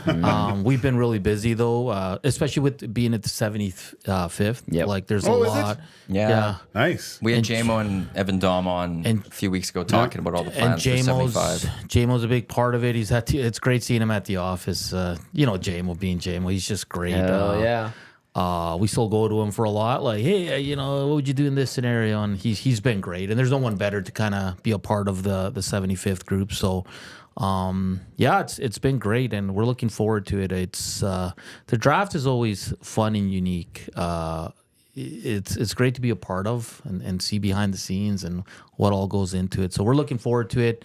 I know the Oilers schedule is not out yet. We're hoping they don't play on that Tuesday. But if they do, we'll make it work. But it's going to be fun, and having the first overall pick's always great. So, Nan, so you talk about the vibe around there. Does it feel like this has been the most productive off season you've been a part of? In terms you've of done two. This is going to year 3. You were part of 2 off seasons, right? yeah. Yeah. Just it. My first year I started in April, so I missed That's an a lot of the off-season. planning. Sure, Yeah. but it feels like just listening and hearing your demeanor, knowing you for so long, like you seem encouraged. Yeah, I mean it's I think football ops has brought in a lot of quality players to improve the team. We got a lot of guys coming into their second and third year, so they're going to be better. Yeah. Coaching staff, some guys in, some guys out, so it's going to be interesting. Jason Shivers everybody knows him. He's a big name. He's excellent defensive mind as well, kind of from the Chris Jones school. It's been, I'm more on the football side, like the transactions and kind of doing all that stuff and getting the players ready for shoots and all that. So, but like the vibe in the office. I heard Evan yesterday on another show, and he was kind of teeing up the themes, and he's at this point in the season, we're all undefeated. There's hope. There's, everything. You're always excited, right? So and no one better to face in the first game than the Riders, because they bring such a good crowd as well. And they're a team that's on the up and up. They got a whole new coaching staff, and they're going to be looking to start really hot. So it's going to be a hell of a game, and we're looking to turn the corner as well. So in terms of that, it's always exciting. And just being my third year, more comfortable in the role. And like I said, this is probably, because in year 1, it was probably all a blur because everything was so new. So right now it's like, there's tons of excitement. We're excited. We got so many legends coming back for that first week. Like, it's going to be, like, me as a fan growing up here and watching a lot of these guys, like, for me, it's going to be hard not to fanboy. When you see the likes of Warren Moon, and you see, my favorite player of all time, Ricky Ray, and legends like Hugh Campbell, and it's just going to be amazing. So I'm wearing a chef's shirt this year. Like that whole white coat? Black. I go black. I like that. Yeah. It's slimming. Yeah, it is. And I need some patches. I'll put some Get a 75th anniversary patch. I need a patch. I'll get you a pin. I need a patch. I don't even have a patch at all. I'll make something happen for you. Do we need to talk to Dahmer? Dahmer is the one that runs it, man. Like, he's the big boss. So. All right. It's funny you mentioned Hugh Campbell, because I was out for coffee with JMO a couple weeks ago, and he got a text from Hugh Campbell, and he just showed it to me, and he's like, it's just, as he texts, it's like you could hear his Hugh voice. Campbell doing it. Like, he texts as he speaks or something. But he's such a it was basically like, that's like, you're reading this, you're like, that's all I hear. That's awesome. But he's such a legend. Like, just to be that to me is going to be amazing. I had a moment at the time, Eskimos press box, because I was sitting there, and there was some guy behind me, just kept being a fan and kept making comments. And I was so young. I was like, yeah, you don't really do that in the press box. And I'm just like, okay, whatever. And just kept making these comments. And then finally, I wanted to just see who it was. So I turned around. It was Hugh Campbell. I was like, no, that guy's okay. He can do whatever the hell he wants. Like, yeah, no, this is his place. Yeah. How was Trev in the press box? Really good. Was he? Very, very good. Oh, Yeah. okay. He's a pro. Yeah? He, All right. he gets it. He was didn't cheer? subdued? No, he was a true pro. He was working the game. Asking great questions, getting to know Schauger. He was talking to everybody. Schauger's trying to steal him. Schauger tried to steal him. Schauger called him New Tom. I'm just going to say this. There's no trade coming. It's just if Schauger poaches Trev, I am taking Struddy. Perfect. I'm just throwing that out there to Rashog. Yeah. We will just take Struddy from you. Rob Brown. Don't touch Trev. Rob Brown's a great guy. I don't know. Struddy hooked Shoggy so bad on their last podcast. It was hilarious. What did he do? Oh, how did it go? He said something about oh shoot, now I forget. But he trolled Shoggy because Shoggy always said that who was it? Evan Bouchard should have been up at the whole year or something. Maybe during the all Canadian division year, Bouchard was up, but he didn't play, and they wanted to. Everyone wanted Bouchard to play. And Struddy goes, the people that said that are all. And Shoggy went on this big rant. No, I told him I was back there, and then Struddy goes, "Oh, I got a really big fish on this one." And then it was like, "Oh no, it was classic, classic." Trev was great. He'll be all right. He's a pro. I'm looking forward to Elks. I can't wait for that. Who's your favorite elk of all time? My favorite elk of all time would Ricky Ray was amazing. Yeah.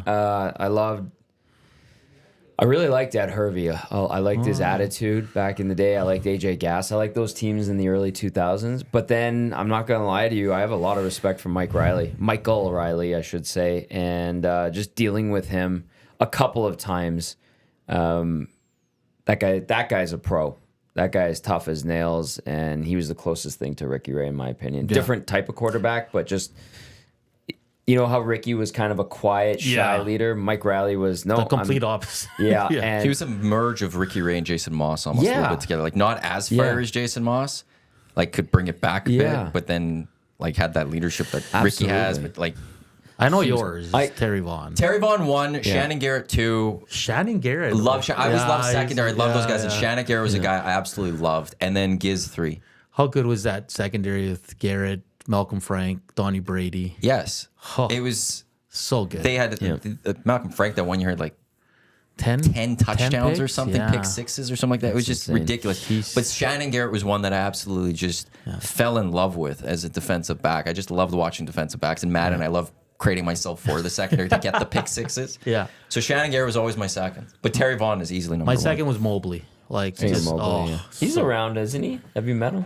Oh, I've met him back in the day a bunch of times, but I don't think he lives in Edmonton. No, he was up for Terry Vaughn's night. Yeah. He came up for that. JMO introduced me to Senior, which was awesome. Yeah. But I think he's in. Did you get to meet Terry Vaughn? I got a picture with him and my jersey signed.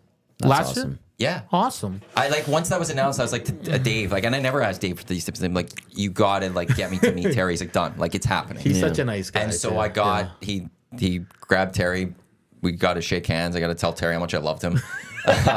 Terry signed the jersey. Yeah. We took a picture. He was so good. And then at the Heavy Hockey Showdown night, there was a silent auction. There was a Terry Vaughn signed picture that the Elks donated, and I was like, "That's mine!" Like straight up. I'm paying for it, and it's now in my office. Dom gifted me last year a Ricky Ray sign when he was here. It's beautiful. I can't wait to put it up in the office, and And Ricky Ray's such a good guy, man. Yeah, sounds like he's a good dude. I think I did a scrum post game once when I was working for the Score, and he answered my crappy questions so well, eloquently. A guy I really have grown to admire, and I didn't necessarily appreciate him as a player, was Jason Moss. Yeah. But I've worked on him for 4 years on Bozone Live, and he's fantastic. Yeah, he's a fiery competitor. Yeah. He's a good man. I've heard nothing but even when he was here in Edmonton, like people that are still that were there are still there and got to see him and work with him. They nothing but great things to say about Jason Moss. He's a good man. Yeah. I liked him as a player. I booed him when he came back from injury because I wanted Ricky Ray, though. I knew Ricky Ray was better. I was a young kid. Yeah. I always liked Jason as a quarterback. But they don't win that Grey Cup. They don't win Jason 05 Moss. without Jason Moss. Yeah. I always felt Hamilton didn't give him enough time to be their starting quarterback. Yeah. Well, and they just quickly pulled him for, I think it was just Timmy Chang, Hawaii quarterback. And I was just like, no, you guys are disrespecting Jason Moss right now. He should be your starter. What are you doing? And then when he came back eventually, I was like, that's right. I was one of the many vocal people that didn't think he needed to be fired at the end of his coaching time in Edmonton. I loved him being hired. His time, like, he wasn't good enough, I think, anymore for Edmonton. I also stand by that because he's made mention of it. He would not have done what he done with Montreal this year if he doesn't go through what happened in Edmonton and Saskatchewan. That was his first gig, though, right? As Edmonton? head coach? And actually, well, because if we go revisionist, all this, Chris Jones leaves, Ed Hervey needs to go get someone. He hires Jason Moss, who had 1 year as an offensive coordinator. Yeah. It wasn't even like he had a lot of years. I think he was a QB coach for 2 years or something in Toronto. Then was an OC. Yeah. Great year. Came in, and they were good. They weren't good enough. Yeah. Yeah. And that was the thing. So they needed to make a change. Yeah. Didn't fully work in Saskatchewan, but from those lessons, Did he become talk about much- that at all? He's talked about Yeah. that he, in Montreal. What's happened was he learned from his lessons. He had that big thing with TSN where he was throwing the mic and he didn't like the being tapped into because they were trying that, and that was a bad thing. That didn't look good, but. And he's almost like you see the maturity too as a coach, where he's not as fiery as he was in his first years in Edmonton, throwing the water coolers and blowing up on the sidelines. And happy for him when they won the Grey Cup. Like, how can you not be happy for Jason Moss? So it was great to see. So yeah, I've heard nothing but great things. You only want good things for him. He still makes Edmonton home. Yeah, he lives in Sherwood Park. Like that's Does he? Yep. him and his wife are still up here. And I asked him a crappy question once, and he corrected me and kind of chirped me. That's I was fine. like- Whatever. you want him on your team because he was firing. He would defend. I remember Yeah. just one game where there was a bad call in like the end zone. He threw the ball, should have been PI or something. His helmet was off, and he was running to that ref in the end zone as quickly as he could to let that ref know how bad they messed that call up. Wasn't It's afraid. like, you want that. Gager, did you mingle with Eskimos back in the day when you were an Oiler? I know it's two different were you part of Carnival stratospheres. of Champions? Yeah. No. Not really. You'd see some guys out. I never. What's his name? Hardy. Chris Hardy? Chris Hardy. Yeah, Yeah. Party, I'd see Party Hardy. He out. was at a watch party one night. Was he? Yeah, Yeah. No. Hudson's. I'd run into him all the time, and I loved because you're young at that point and stuff, and they're the Eskimos at the time are out, and they're kind of the B-Mucks, the He's big, like our the big age, men right? on campus. Hardy? Yeah. Yeah. Because I met him. It's crazy. I met him through playing Masters in soccer. Yeah. Then I'm like, wait, are you like? And then my buddy's like, this guy played for the Double E, and I was like, he's like Chris Hardy. I was like, holy crap! Yeah. I've been playing against you for years. I didn't know you were a former player. So And actually, I ran. hell of a soccer player too. I saw Low Tide at the Bend, and he was there. I was talking to Alan, and then I was gonna go say hi, and then if I stay too long at the Bend, it always ends up at a mess. I hear Just it's a gotta- great spot. It's It fantastic. was a big spot for radio for a long time. Yeah? Really? Radio DJs would Damn. we would go there a lot. What's it called? The the Bend. Bend. It's in River Bend. Yeah, it's Actually, the name. it's just a hole in the wall dive bar. Great fish and chips. Actually, the food there is really good. It's no hilltop. But it.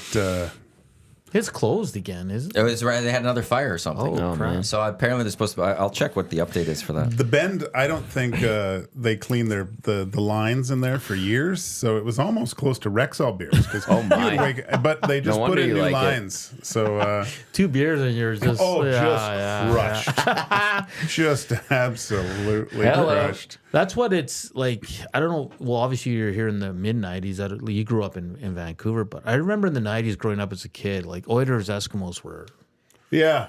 the same. Well, yeah. And now with as time, it's not just now, but the 2000s, like the CFL kind of started dropping off, like Yeah. Well, in terms of fans and attendance. This and all is that. from JMO. One of the things that happened in the late 90s and stuff, Glenn Sather and Hugh Campbell were close, but their wives were really close. Oh, okay. And it was them that had Carnival of Champions created. Yeah, that and was that's why the awesome. two That was organizations great. worked so well together was the Sathers and the Campbells. I remember And going brought to that, those two yeah. together. And then when Sathers left New York, because Glenn Sather went there, the relationship started having its Yeah. It's frayed. yeah, and then Yeah. it went away. And then eventually, like Dave will talk about the story of when they went away from Carnival of Champions and they made it Casino of Champions or Casino Night. And kind of the Elks went in, the Eskimos at the time went into the meeting, and then they walked away feeling like they're already being pushed aside, and then Yeah. it just ended. Yeah. And it kind of just went away. And then I always say 06 too. You had to get to playoffs in 06. Yeah. You needed to buy season tickets for the next year. So the Oilers immediately sold out of season tickets for the next year, built their wait list, and the Oilers' popularity just shot up. Yeah. And the Elks, I don't know if it dipped right away, but the Oilers just severely passed them. Yeah. And then the Elks just have never been able to get close to that. Back in the day, I remember going to camp, and it was we were all at Rexall, and but the visiting CFL teams, because camp be over a few weeks, they would stay at the Forum Inn too. So there'd be like, you'd get some Oilers coming over. They knew some guys. Like I remember, I don't know who it was. Was it Bucky? Probably was, but Darren Flutie was there, and he was hanging out with Danny McManus. You'd see McManus in there. So I would say, "Hey, like, nice to meet you." So you were, and they had friends from the Eskimos at the time. So you'd see them kind of mingling a little bit. It was different in the early '90s. Just different time, right? Everyone was. The Oilers weren't this big. Yeah, I won't say. I think the Oilers were still a little bit, They were ahead. Absolutely. But they weren't this. No, they were much closer on the same kind of. I remember my dad Fame getting level, 2 tickets, 2 hot dogs, 2 pops deal from Superstore for like $44 for an Oiler game. Yeah. That's great. It was 300s, and then we'd sit there for the first period. We'd scout a little bit lower. Go low. Second, third, we'd sit in the 200s somewhere and stuff like that. But that's kind of like. I'm not saying people didn't love the Oilers, but it wasn't to this degree of just And money being thrown at them and interest. Just like that's in this city now, it's almost just it's only Oilers. Yeah. Whereas before, they could see everything. They cared about a lot more things. It's Oilers are number one, and it's not close. Like, and listen, I've been an Oiler fan since I was a kid, so like I get it. And you have the best player in the world, and you're pushing for a Stanley Cup. Like you're not in the decade of darkness. Like you're a contender to win it all. So you understand it too, but it's because everybody's like, is it a sports city or is it an Oilers city? And I think it's a sports city because you see the Stingers games, you see the Riverhawks games. It's a huge sports city. Yeah, It's one of the best sports cities in Canada. Like FC Edmonton got before That's they different. left, they were getting more fans though, and it was looking There's nice. an arena issue or a stadium issue for that one. Yeah. Can I say something really quickly? Go. When I started with Oilers TV, there were people that told me within the organization, no longer working for them anymore, because there's been so much turnover. But they're like, yeah, part of the mandate over the last decade has been to really bury the Eskimos. Yeah, And they did. Yeah. I would say for the last number of years, this was an Oilers city. That's all that mattered. I think over the last year or so, there has been a little bit of a shift. You've mentioned Stingers, you've mentioned Riverhawks. I think so. I would also say the Oil Kings this year. Yeah. The Oil Kings were not getting supported for a long time. There was, during the decade of darkness, this city clamored for Oilers playoff hockey. I remember being at Game 7 of the WHL final for the Oil Kings, and it wasn't sold out. Yeah. And if this was such a sports and hockey city, to me then, why isn't this sold out? You want playoffs. You have a championship team here. Why isn't this sold out? So that's where I always said, that's where it was Oilers. But now looking at the Oil Kings' last game of this season was 17,000. That's amazing, yeah. The Riverhawks had over 100,000 fans. Yeah. The Stingers were, I think it's a 5,000 bar. They sold out money games last year. Hopefully the Elks, even in the end, the Elks, what was your average last year? 26? That was around, and I was just going to say, that's still a lot. despite the record and the struggles of the team on the field the last 3 years, we had 2 games we did over 30, and 30,000, it's just because the stadium's so big, right? It wasn't what it once but was. 30,000 is still It'd be nice if you could just shave off a little bit of the top. Yeah, exactly. So even with closing the upper bowl this season, I think we're still the third 31. Really? Third highest attendance. That'll be great. The experience there when you It'd kid be out. better. Yeah, I think a lot of people are looking for more of a. I don't know. Maybe I've gone to more events now, but I think people are looking for more of a sporting experience. Not all of it hinges. You want on the atmosphere. Of course, it helps if the team wins. Of and course, it's yeah. But you the That's Riverhawks. not the Riverhawks. The Riverhawks is the best bang for your buck sporting event in the city. The Stingers are on what they do.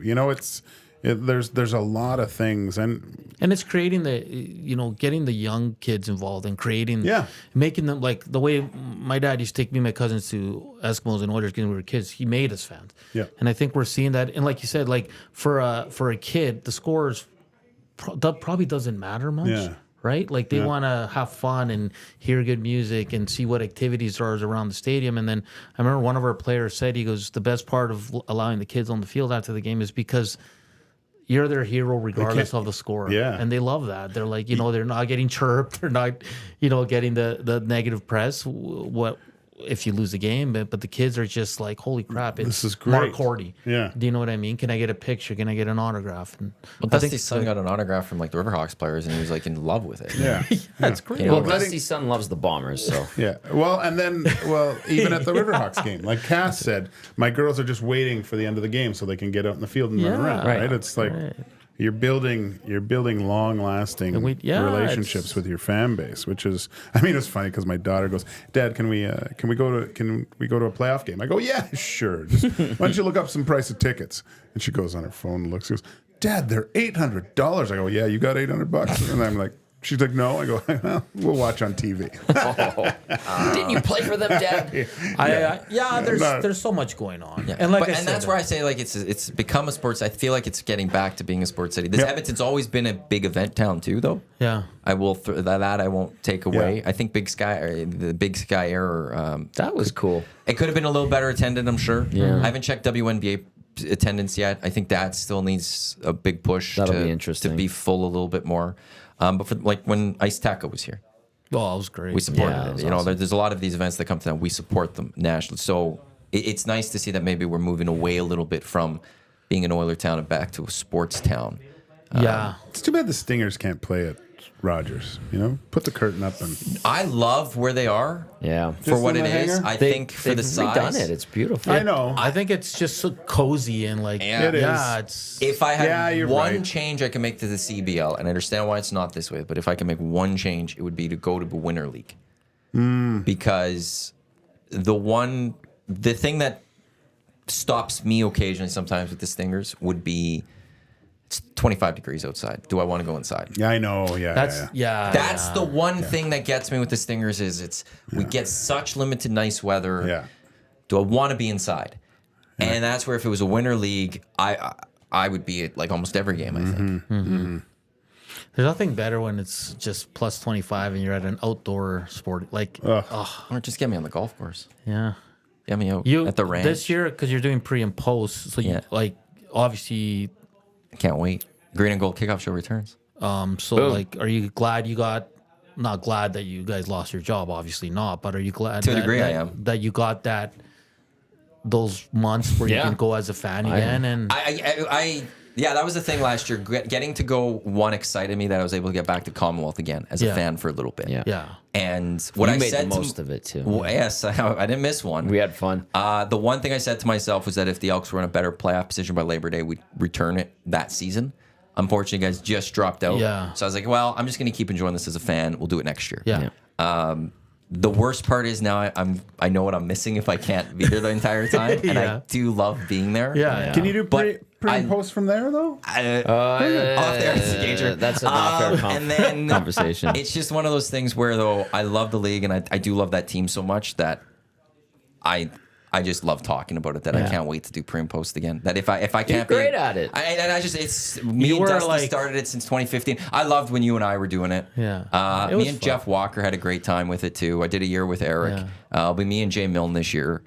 Oh, I just love talking CFL. Like I'll be down there. I'll say this right now: if we wanted to do a CFL 2-hour hangout every single day all year, I could. Yeah. I could talk CFL all year. So I was glad I was there. I'm gonna be sad that I can't fully experience it, like be in the crowd having beers again next year. Yeah. But I'm also pumped Yeah. to do pre and post again. Like it's like obviously I work there, so I'm on the sidelines and you same seats for you? Same Yeah. seats. I gotta find out where. So Moon like is. one day when I'm out of this business or whatever, or they boot me out, that's one of the things I'm gonna want to do is Get back in there? sit in the seats with a beer and a hot dog Yeah. and just enjoy it, right? Because That's maybe why I like I went Stingers and from- Riverhawks so much. yeah, I Me went too. from I can't wait pre till and the day post to working for the team. So it's like I look back and Tommy's crushing his fifth beer. I'm like, Cool. That's my escape. Well, that's I love it. Yeah, it's great. I do And- it 9-10 times a year, and I'm good. Like and you're it's- always with DVD or your bro or your DVD parents. bought half my season seats this year. Oh, awesome. So he's in. My dad's like, "How many seats did you? Why don't you just get 2?" I'm like, "No, dude, I'm gonna do 4 for." But that's why DVD takes his young nephews, making him a fan, which is great, Yep. right? Because his nephew's going to grow up and being like, I want to go watch the Green and Gold, and as a teenager, get his friends involved, and then it's great. Yeah, I like just watching you guys there last year. It was always fun. Like, put a smile on my face, seeing like you guys, my family there, and But I can't wait to talk about it, and I can't wait to take Yeah. EST to Vancouver next year for Grey Cup. I can't wait to do that. Raider Jesse in the nasty chat going, "How dare you, Gager?" That's in regards to Shevchenko, so just want to throw that out there. It's just Jeez. never Never gonna mix live those that two down, up. Big Slam Nasty went in the nasty chat on YouTube. I was in a meeting all morning. Are Maddie and Tommy playing nice today? And then Duck Dad going, they're sitting rather far from each other. well, they started a little feisty. We but- got it. Yeah. But we always sit this far away from each other. Yeah. Unless randomly some guest sits there. Yeah. Tommy takes that chair and I take one of these 2 chairs that Yeah. I'm sitting in or Gager's sitting in. So But even after the show yesterday, you and I were like, We laughed. "Where did that come from? That was great." Yeah. that's Yeah, that was great. good. there was It's nothing great. else to talk about. They were just taking on the Coyotes Yeah. and immediately was 80 Just wait till the Oilers lose the first game in the playoffs. baby. It's going to be a Oh disaster. my gosh. Can't wait. Oh, Monday. Drop the first 2 at home to Vegas. That'll be. Oh, that's where you get in the nasty You know chat what? and you You watch know what I it. want with the Oilers? Just sweep a team and let us relax. you know, Well, That would be really nice too because we'll do an Edmonton Sports Talk draft. Yeah. We'll fill the Perfect. time with the draft to get Yeah. through that. But I was Just- watching after that San Jose game, and it's like you CCP some people's comments. So, yep, that's how every game should be. Yep, there's total well, utter you can just domination. relax. You get up, start doing stuff. You're like, I don't need to watch Oh my anymore. God, that's how they should play. That's how they should treat every other game in the league. I'll go clean that room that I meant to clean because whatever. Oh, Yeah, man. almost. LA, don't LA get- or Vegas? To play first? Yeah, who do you want? Well, it's going to be Vegas, but Well, not necessarily. But who do you want? who do I want? I want Vegas too. Yeah. So start with the top. Yeah. I want Vegas too. I like the idea of getting over that hump. I quite frankly don't care, and I don't know if the Oilers necessarily do, but Nor should you. I If I you're like the team, the I think you go should be through confident whoever. enough. If you want to be a cup team, you got to sit there and be like, But I would- "Fuck it." If Vegas wins today, they're they're Yeah. third no matter They what. need a point. I A think. point, but I'm with Gager and Hernan. I think they need to win. They need Do to they win. win? Yeah, I think thought it it's was just a because point. I think the Kings have tiebreaker. Oh, did they?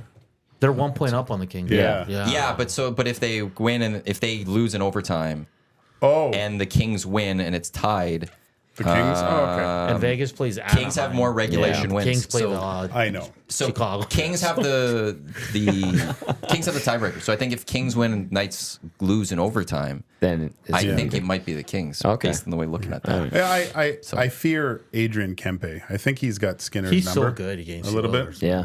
He's Good point, Gager. yeah. I just whatever. Taking over the show here when we're about to leave. Yeah, we but, have like minutes left or like seconds left. give me a hot take. Like one team that you think's going to be out in the first round. That's really good. Canucks.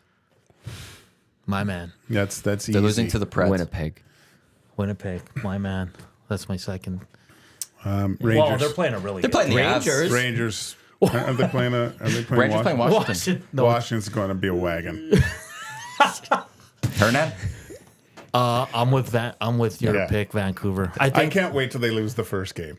they're like. Oh, It yeah. seems like they're very confident. Hey, They should don't have be. the playoff experience, and I know the Preds don't either. Then in this, but Yeah. I think that's where it could be an even series. And if Saros could outplay Demko or whatever, there's your edge. There's those good Vancouver- matchups, man. Vancouver plays at a high pace. man. Yeah. They're like Yeah. in your face. Quick passing on the power play. Yeah, Yeah. they're good, Sure. man. That's And gonna be a good that Quinn series, though. Hughes is nasty. Winnipeg, Colorado, I think is the series of the first round, though. Boston, Toronto's always great. Oh, you that'd can be never go wrong with Boston versus Florida, Toronto. Tampa's going to be good. Yeah. But I Winnipeg, think Tampa's the team to watch for as a sleeper for a cup Interesting. because they had the rest last year There's and a they know lot how of to people- go in, and that's a team does that Toronto beat Boston? No. I'm with Gager. Even I was on They're going to Twitter, be up it's- 3-0. Even Toronto 3 media. games to 0. Coming up next here on Edmonton Sports Talk, for those listening on TuneIn, iHeartRadio, EdmontonSportsTalk.com, or those watching on YouTube, it is The Lock Shop, Huss with, I believe it's Jake.